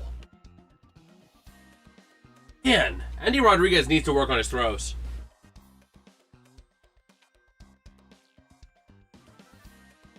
And here we go. That's going to be a... Okay, that was a ball, but they called it a strike. 1-1.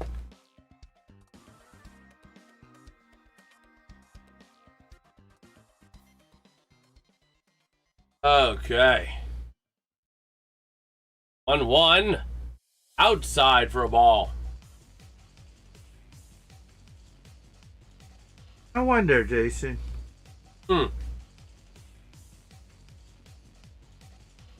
What?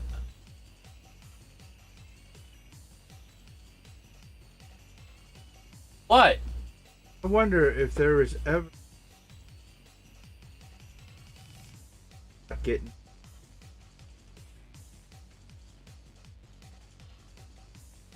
I don't know.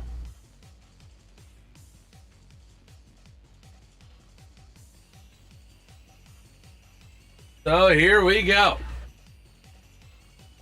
Oh yeah, I forgot about that. Penguin single game tickets are now available.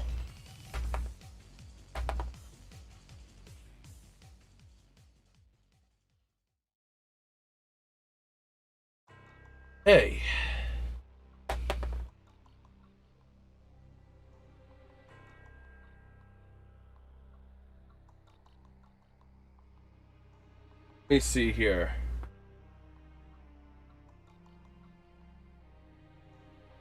Oh, okay. So we're having a meeting at the mound here.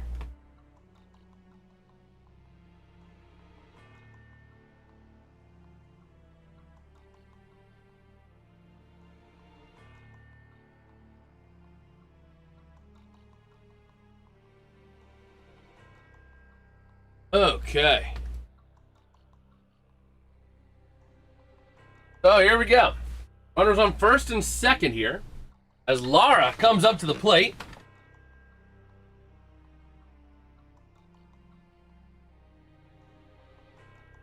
Oh man. This is not looking good, Chief.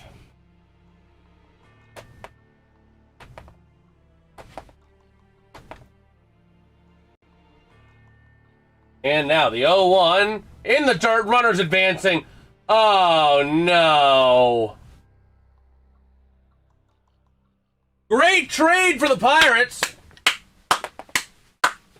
Great job.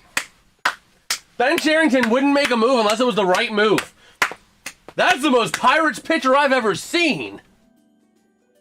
Oh my gosh. Gives up a home run.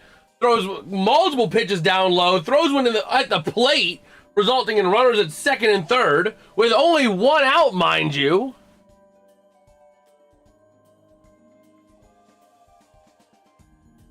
Here we go. Okay, I'm taking it now. Good night, Ray. Oh my gosh. Here we go, the 1-1 from Bachar to Lara.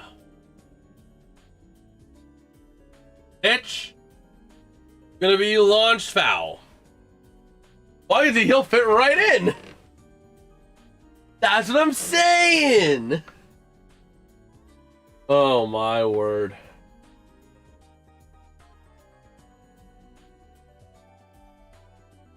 So here we go. The 1-2 pitch.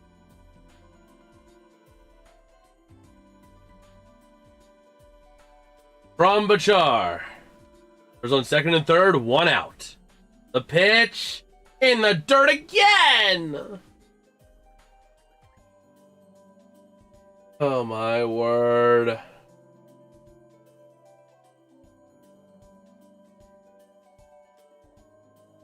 So here we go. 2-2 count. Will Bachar even get through his first inning as a Pirate? 2-2. No. Oh my gosh, he almost just hit Lara. He's out of control.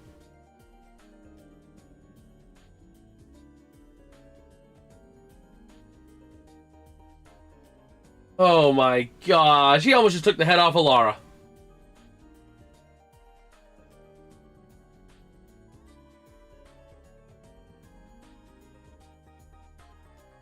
Okay. Fouled away here.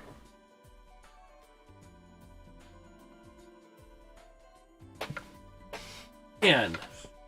Went out there, arming up. He hates clean balls. Unintended. Oh my gosh. Here comes a 3-2 count. Finally gets a strikeout. Looking.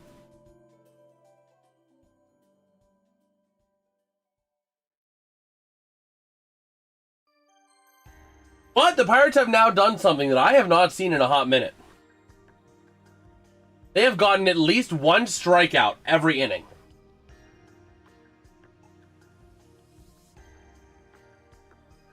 Both sides have a strikeout at least one strikeout per inning.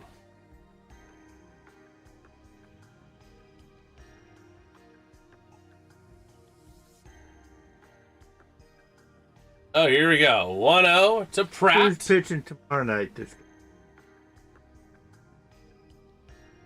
I don't even know, man. But I'm going to get put into play to go for the easy out at first, and they got it.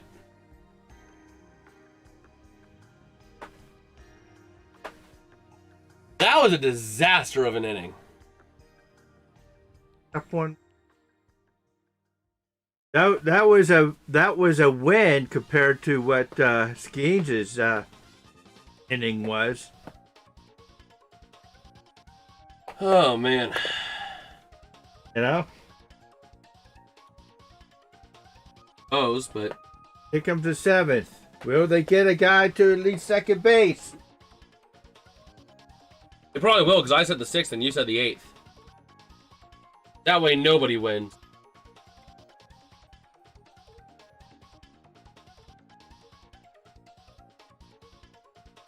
Okay.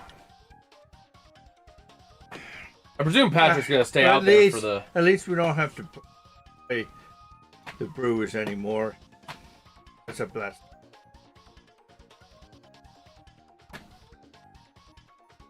Oh, boy. Oh, we'll see. A lot of work.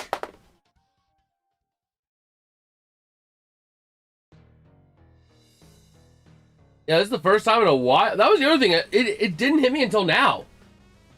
Did you notice what was off about this Skenes start, Dad? It was a big thing. There's a pair. There's a duo. Yeah, I know. His catcher was. It was not Henry Davis. It almost always is Henry Davis. No, but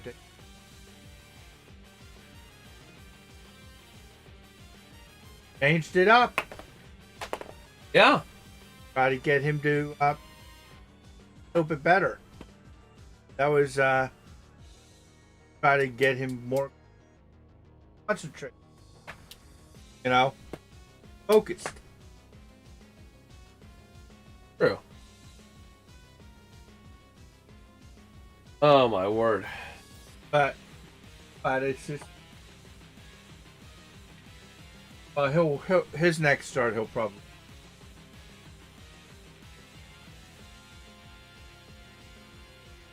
a high win. You know, well, we'll see. Playoff contender. We're back here in the ballpark. Or the Pirates half of the inning. Brewers going to be changing it up again. DL Hall coming in.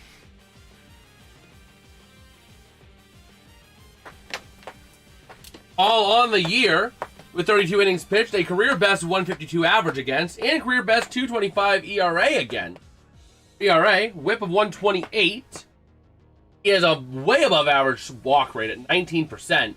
This one gonna drop. Oh, they got it down center first. field. Now they may have an opportunity here. On first, nobody out. Get him to second. Nice little single there, leadoff single for B-Ray. Gonna bring up as Marilyn Valdez. Reynolds, I don't know. You might steal with Reynolds. Might try it. And the ball goes wild. They got a runner on second.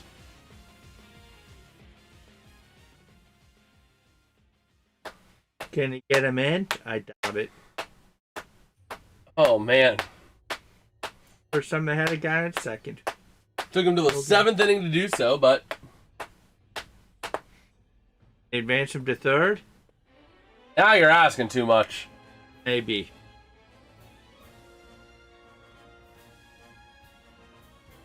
Well, we'll see here.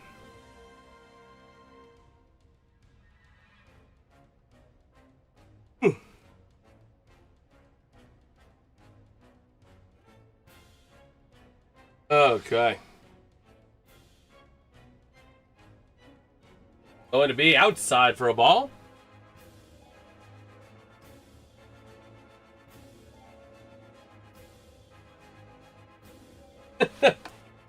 Oh my gosh, yes. I saw the ad on X for the bobblehead from She. I'm going to be low again. 3-0 count to Valdez.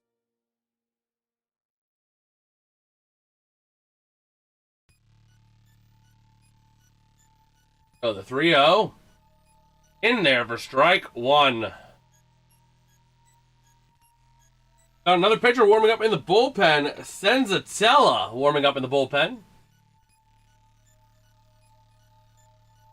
3-1 count here. Swing and a miss. Strike two.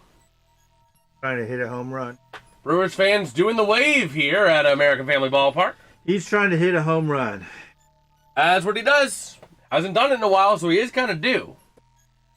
I bet he's going to strike out. And this one going to be low for a ball. They call it a strike, but that's clearly a ball. The Brewers just wasted a challenge. Watch this. Ball. Bingo.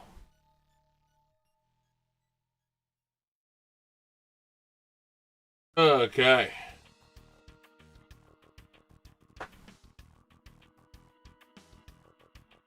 But nobody out to. And no one out. Runners on first and second after the walk. To bring up Nick Gonzalez up to the plate. And here we go. Oh, ball. 1-0. Paul is not really hitting the zone today. He's throwing a lot of balls. That feeds into his walk rate. His walk rate's 19%.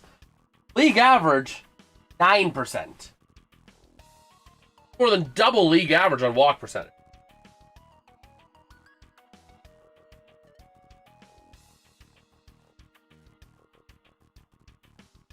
Oh, here we go. 1-1 count.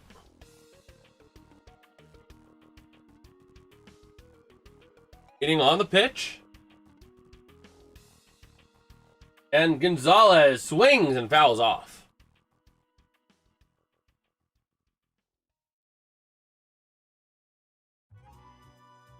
Okay. 1-2 count.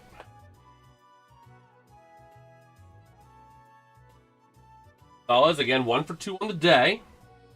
Single in the second, strikeout in the fifth. Comes his 12th pitch for Hall. This one gonna be foul. I thought that was fair for a little. That would have been a perfectly hit ball if it were fair. That would have been a 1-run, maybe a 2-run shot.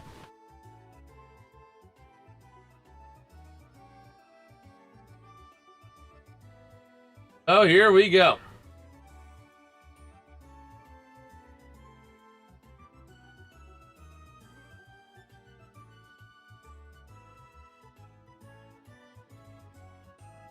One and two to Gonzalez again. Puts this one in play. Double play. And they're gonna turn the double play. Runner on third, though. Have a 2 outs. But they got a runner on third. You didn't think they would do it.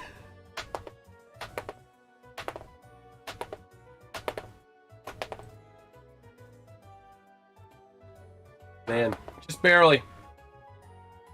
Just barely turned it.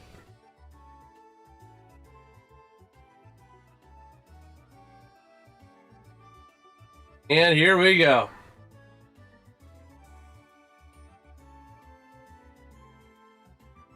First pitch here to Rodriguez, going to be strike one.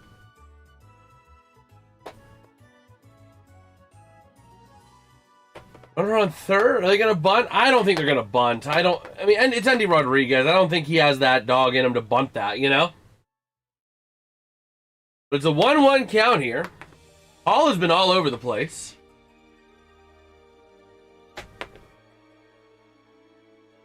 And here we go. One going to be fouled. 1-2 on the count. And here we go. 1-2 to Rodriguez. 2 down. Runner on third. Pirates needing something.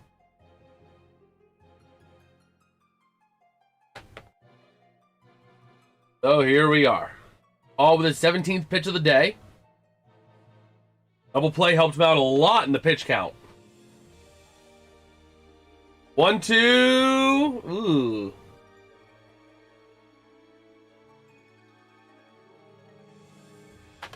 Okay. At some point, I'm going to have to test out a couple live streams on this, because I might have the ability to kind of crop differently, which is really cool for the vertical. But this one, inside. 3-2 count to Rodriguez.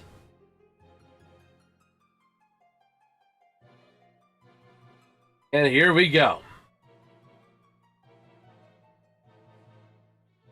3-2, fouled away. Are you guys holding up?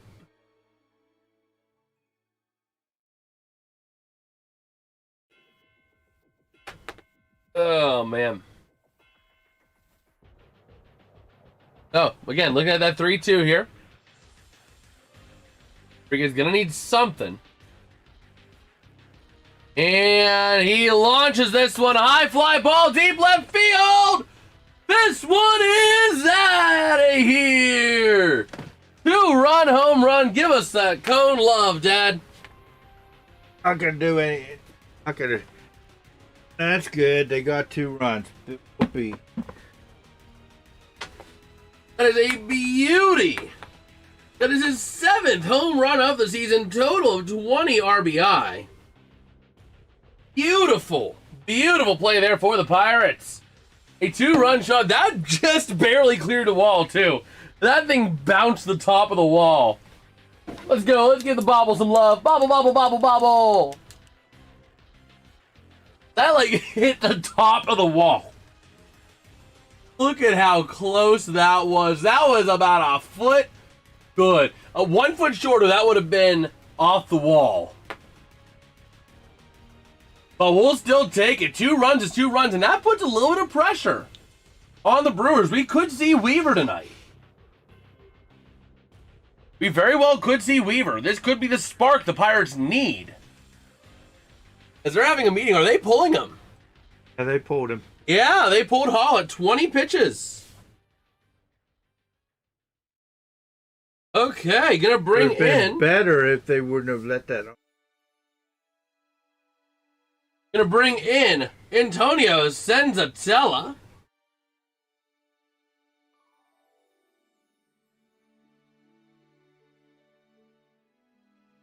You know what? If they didn't have that double play, I would have tied the game. Or at the very least made it a 1-run game. Yeah. I will be right back. I'm going to use this because I got to take a leak real quick.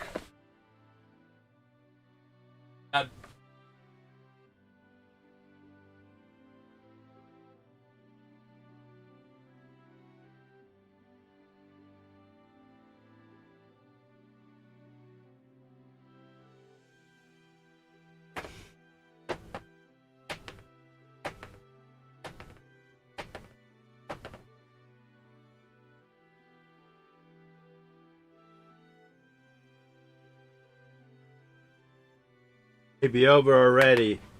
I don't think them playoffs set off.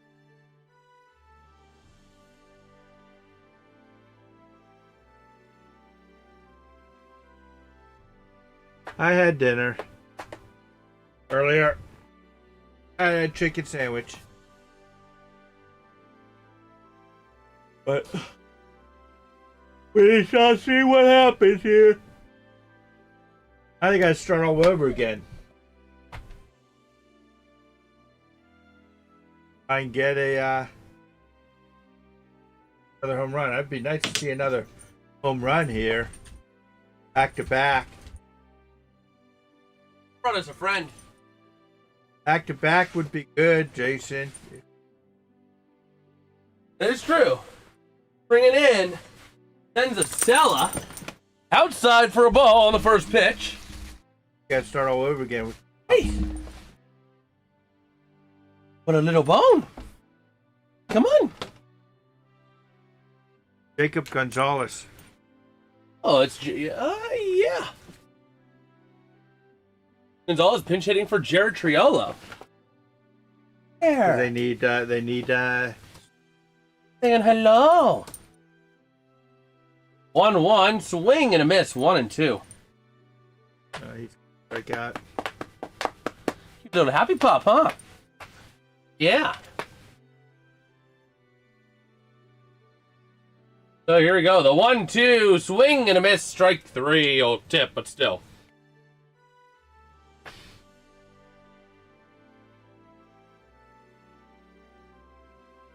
And that retires the side.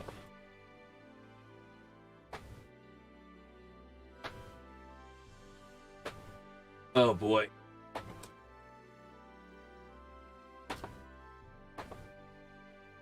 Poor Pat's okay?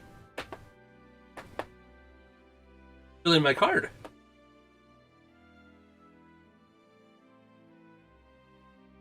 Yeah, there you go.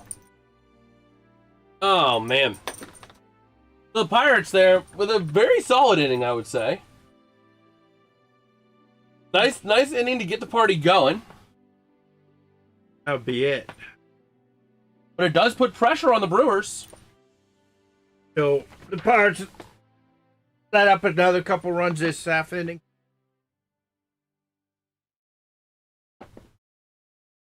Well, We'll see. let's see. Guy comes back out, yeah. Oh, man. No? But I think there's a shot we see Luke Weaver tonight. I really think we see him for the first time. What do you think? Think we'll see Weaver tonight? If they get another run and run down, maybe.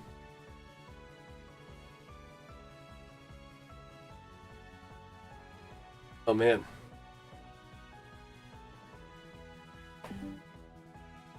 We'll see.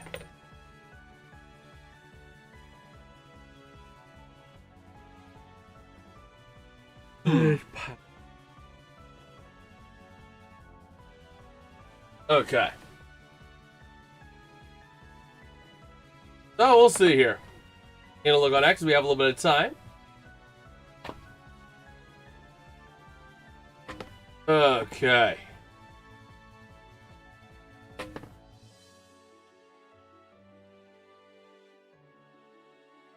Oh, man. Doing bagel, huh? They had the sausage race. Only in Milwaukee would they get away with having a sausage race. But it's going to be Bachar still out there. Okay, maybe he's just going to settle in a little bit here. Hopefully he does. 0-1 count to Hamilton to lead off here. And this one. He just... Yep.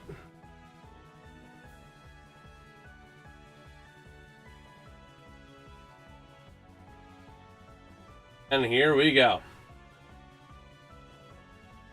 Outside for a ball.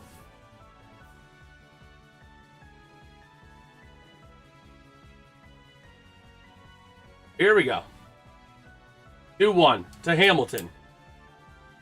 Pitch. This one launched. High fly ball. Left field foul territory. And it's caught for the out. Beautiful. Gonna bring us back to the top of the order with Bryce Terang again. Terang is 0 for 2 with a walk in the first, line out in the third, and a strikeout in the fifth.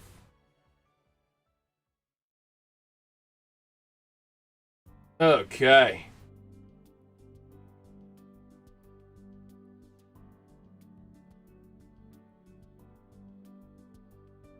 Well, let's see.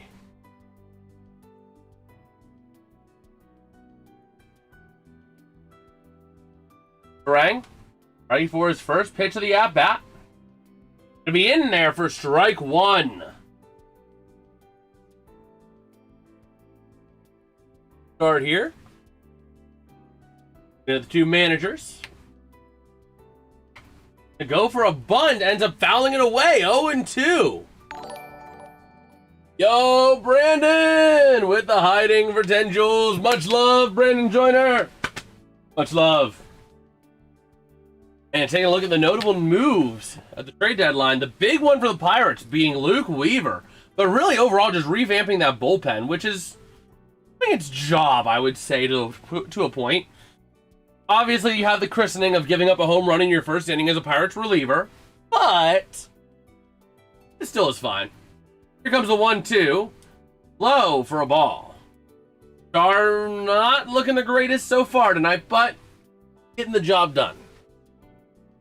A little bit out of control, a little bit... So far, but you don't know. A little bit loosey-goosey.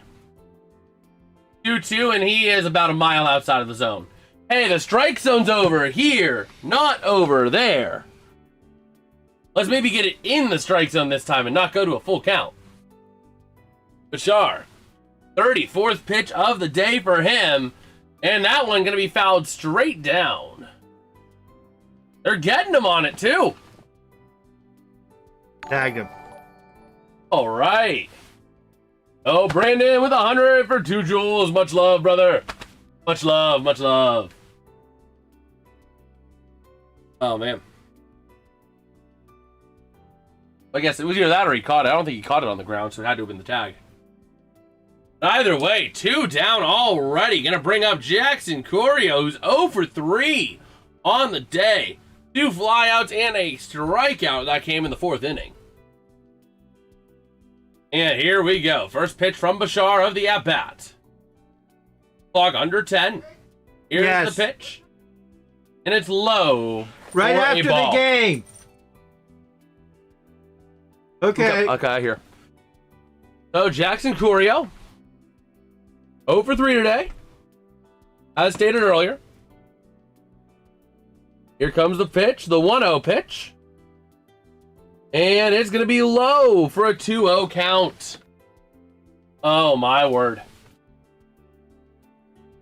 He has to refocus. Has to refocus here. He was looking good.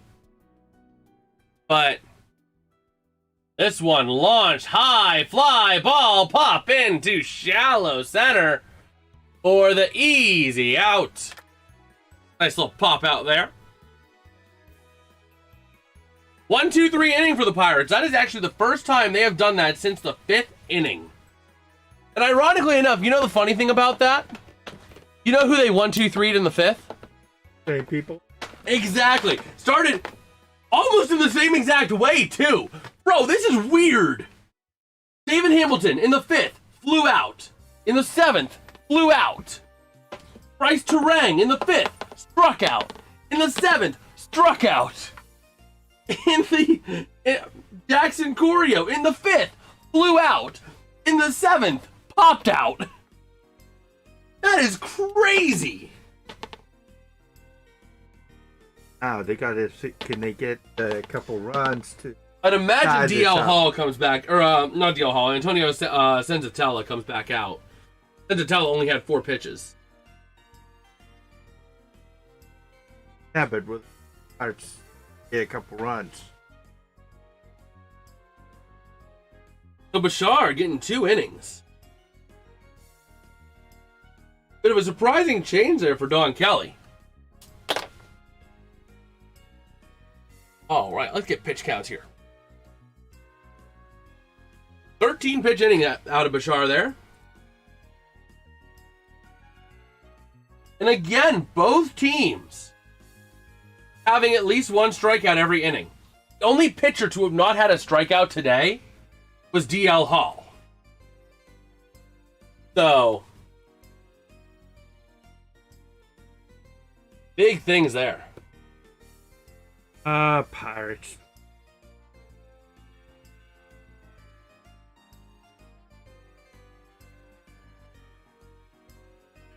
Well, ESPN is going to be essentially going off on Aaron Rodgers now because of Rodgers' comments about COVID on the Pat McAfee show and going off on Fauci.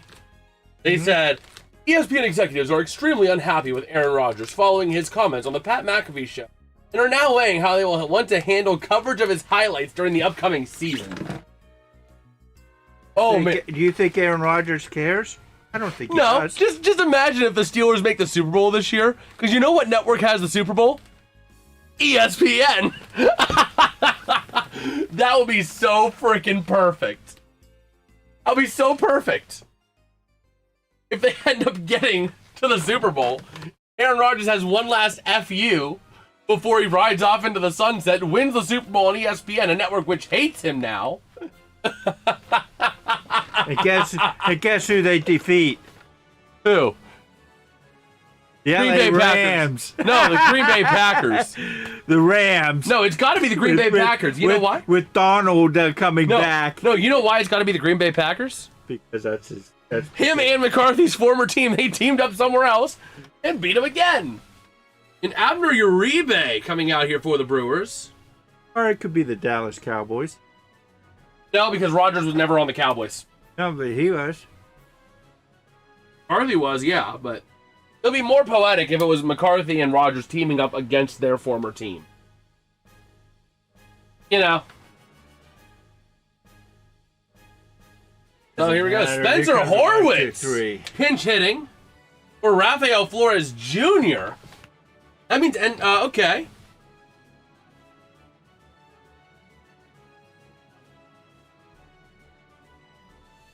Now you're seeing the desperation. Now you're seeing the desperation out of this team. Pinch hitting everywhere they can. But we'll see. Is it going to pay off is the question. Horwitz, 0-2 on the count already. 271 average. He'll come in for first base. Yeah, he'll play first base the rest of the game against for Rafael Flores. Rodriguez will still be in catcher. Here comes the 0-2. And that one was way low. Compared to where the catcher was wanting it. Catcher was like, up here, up here, up here. Down here. Sometimes he's put there whenever he wants. Sometimes to mess with the batter. But here we go, the 0-2. Pitch. And this one going to be put into play. Stopped by the second baseman. Easy out made at first. But Horwitz almost got the base hit. Like, the second baseman had to extend his arm to stop that ball from getting past him. That was close. He didn't hit it hard enough. Little soft. Oh, man.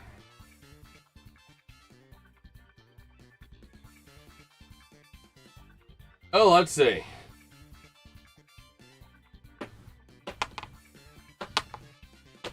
Oh, man. Oh, we'll see. Simon back in again. He walked.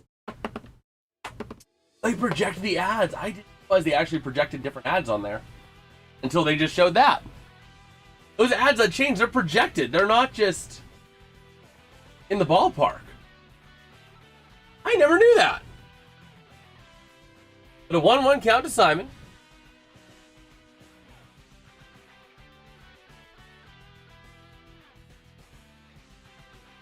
Oh, here we go. The 1-1 count. One going to be put into play softly. Uribe hits the dirt and a ground out at first again. Almost. Uribe just had to hit the dirt quickly. Look at this. Hit the dirt.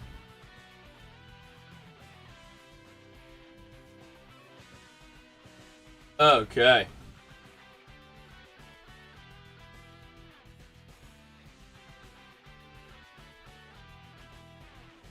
Oh, we'll see here.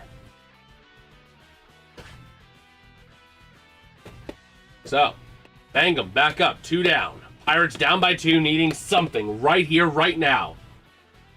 And foul back.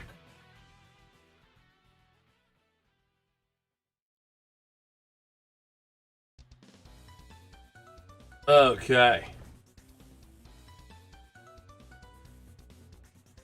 Oh, the 0-1.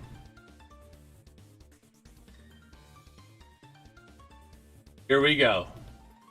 Pitch to Mangum. He launched right to the second baseman again for another ground out. Man. That was bad. This game was getting.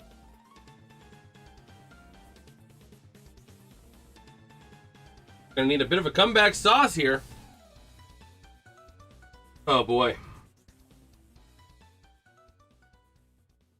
But Pirates still could have something going.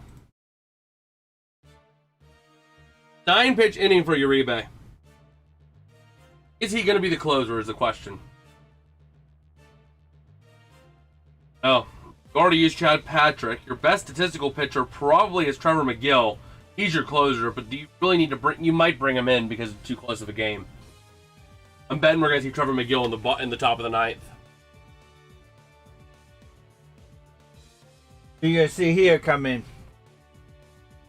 We could see Weaver right here, right now. I would say I would not. I would. You know why? There's logic behind it. Right. You're getting into the big, aggressive part of your order in the ninth inning. Brandon Lau, Brian Reynolds, Esmeralda Valdez, followed by Nick Gonzalez and Andy Rodriguez.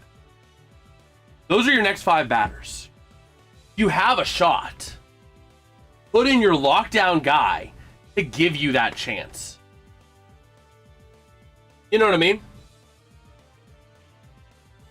Put in your lockdown guy to give him that chance. You're giving yourself a shot.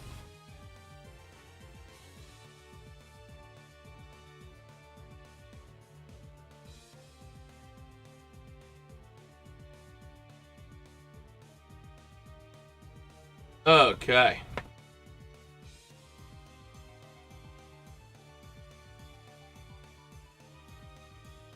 But yeah, getting ready to roll.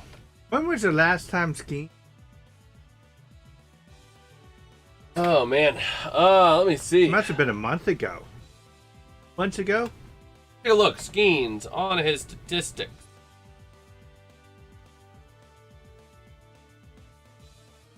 Game log. There we go.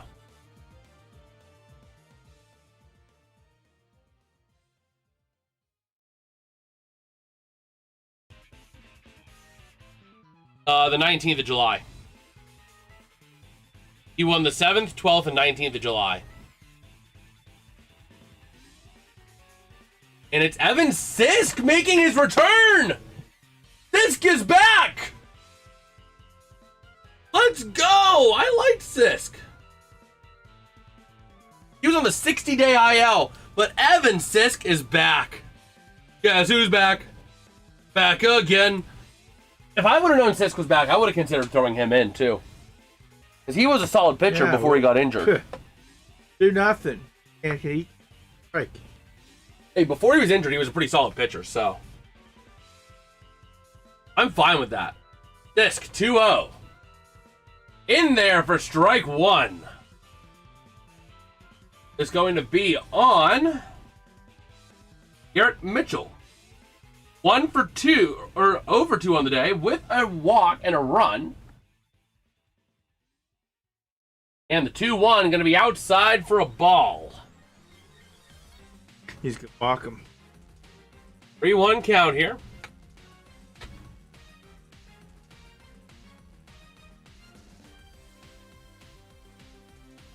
And here we go. The 3-1 count. That's a walk. It's all part of the plan, because now the next batter, William Contreras, is going to be out in one ball. It's going to be one ball, 2 outs.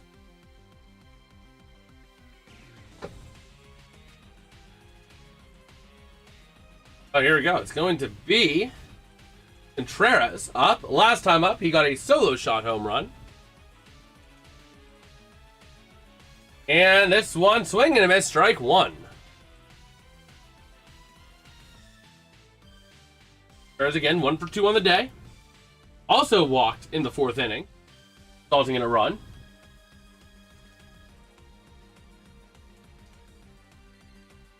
So let's see here. Coordinating himself. 0-1 count, runner on first, nobody out. Here we go. I love that, the live ump view. Let's see if I can call this pitch. No! Give us the ump view. Screw you. And didn't matter anyway, it's fouled off. 0-2. Fisk settling back in nicely here once he got in there.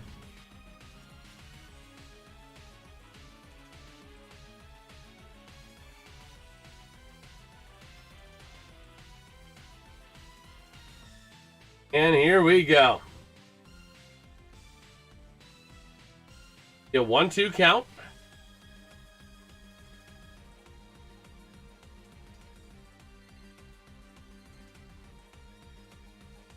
Bit of a meeting there, trying to coordinate. Hit a roll for the pitch.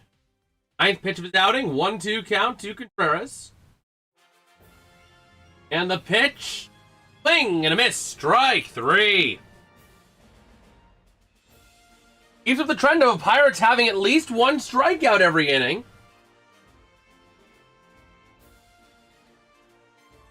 Brewers didn't do that. Gonna bring up Christian Yelich. Last time up, got a single and stole a base in the 6th inning.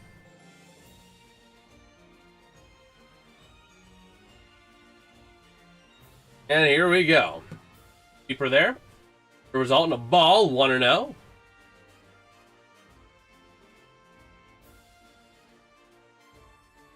And let's see here. And now the Pirates are having a meeting at the mound. Eventually, yeah, pitching coach back out there. They're going to have a little talk, a little chat. We'll see if they're going to have anything that's going to fix it.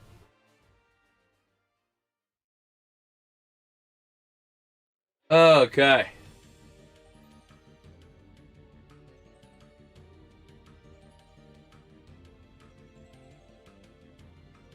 So here we go. 1-0 count still. Heading back to the dugout.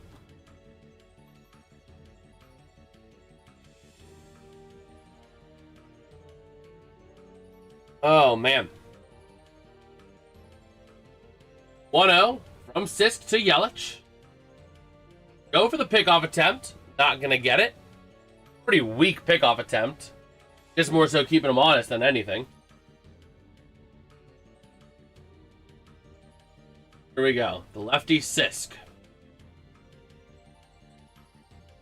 Pitch. Low, but they gave him the strike. And the Brewers are not going to challenge that.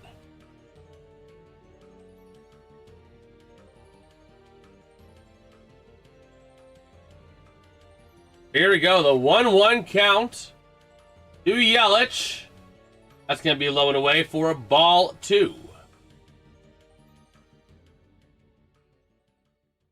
Yelich trying to get himself back on base again here. Maybe driving in a run or at least setting up a potential drive inning and run. Comes a 2-1 count. Pitch low.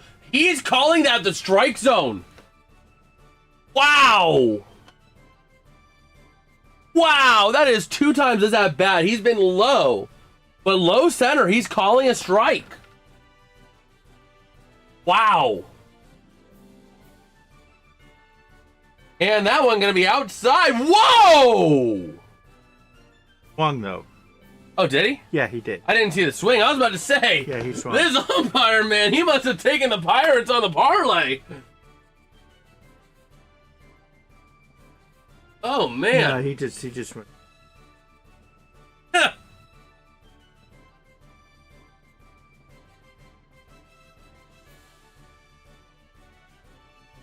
And that one's going to be outside, high and away for a ball.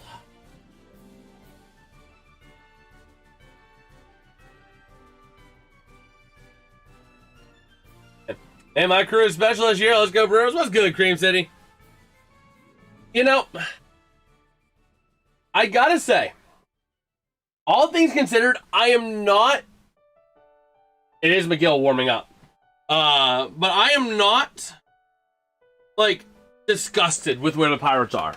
I think if they can retain this bullpen talent into the next season of baseball that's actually played, waiting for the steal, and again, another bad throw. All the way to the right. You can steal all day on this catcher. You can steal all day on Andy Rodriguez. That is horrible. He has great timing. He just isn't accurate. But, like, if the Pirates can retain a lot of this talent into the next season of baseball it's actually played, whether it be 2027, 2028, whatever it be, they can retain this bullpen talent. Statistically, they have a very solid bullpen now. Surprising, considering where they started the year. But Bachar, Weaver, Yates being a nice little, like, steadying force. Sisk still in there. Ledzinski could slot in either as a reliever or a starter, depending on what you need. And this grounder going to go foul. Like, the Pirates' bullpen, surprisingly enough, considering where they were just a month ago, actually looks like something that is a framework for the future, for the next season of baseball. So, until the Pirates show me that they can actually play a full season and not melt down. The other concern I have is if they keep Skenes, right? Skenes needs to play a lot better. Almost that. Statistically, the numbers look good until you get to ERA and everything related to that goes into ERA. You know what I mean? Nice little grounder to end the inning. But, like, that's the big concern when it comes to the Pirates. And when it comes to Skenes. Is that, like, I don't know that it's arm fatigue. I think there's two theories. Number one, the pitching coach just plain out sucks. And we'll see what happens with these new Pirates pitchers. Weaver, we'll see what happens with Weaver, Bachar, Yates, Marinaccio when they're working with this Pirates pitching coach, right? If they go down, then there's credence to it maybe being the pitching coach. The other theory, and this is the thought that I just can't shake from the back of my head. Part of me just can't help but believe that Skenes already has it in his mind that he's a Dodger. So why would he tear his arm up throwing 99, 100-mile-an-hour fastballs for a team that he knows he's going to leave in just a couple of years? That's kind of the thought that I just can't help shake in the back of my head. You know? He's not throwing fast at all this year. Like, he is throwing... They showed a graphic. He has like 90-some pitches entering tonight of 98 miles an hour or faster. His first two seasons, he was throwing 680 and 800. So something is clearly up when it comes to that. I am just a bit concerned right now that maybe Skenes thinks he's a Dodger? Or that it is actually the pitching coach? It's one of those two. There's no reason that Skenes just randomly drops off like this. And statistically, he still is not bad, except for the numbers that count.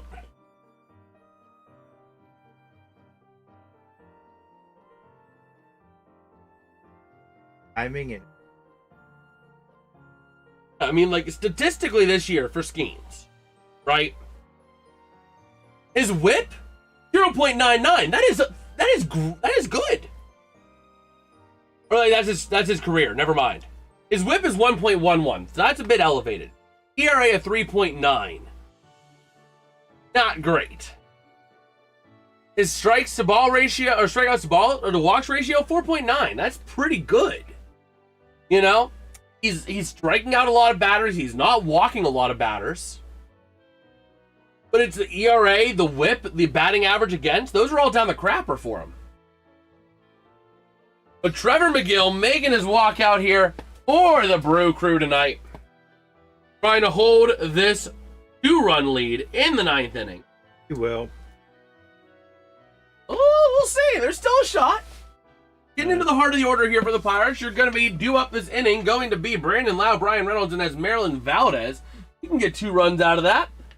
Put Valdez up. If he gets a homer, you could get a 2-run homer out of him. But I don't.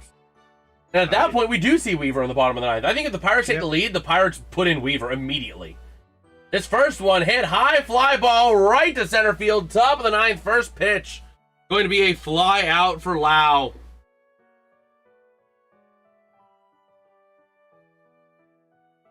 So here we go.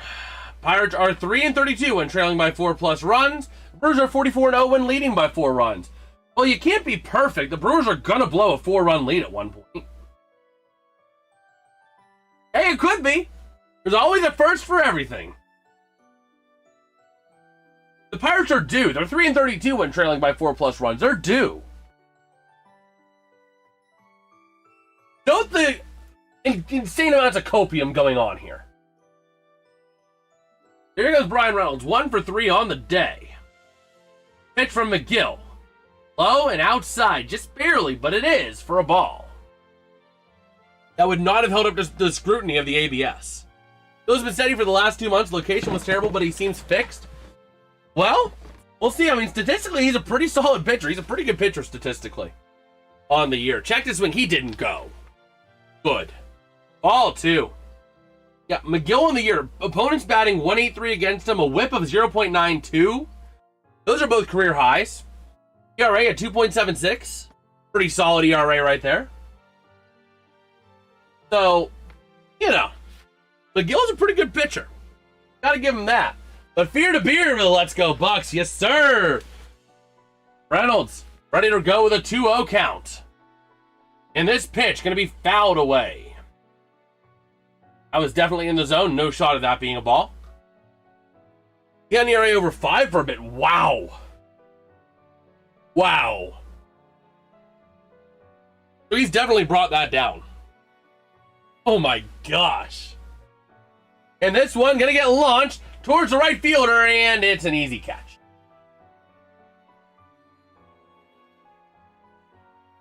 The one thing I'll give the Pirates right now, you know what I'll give them?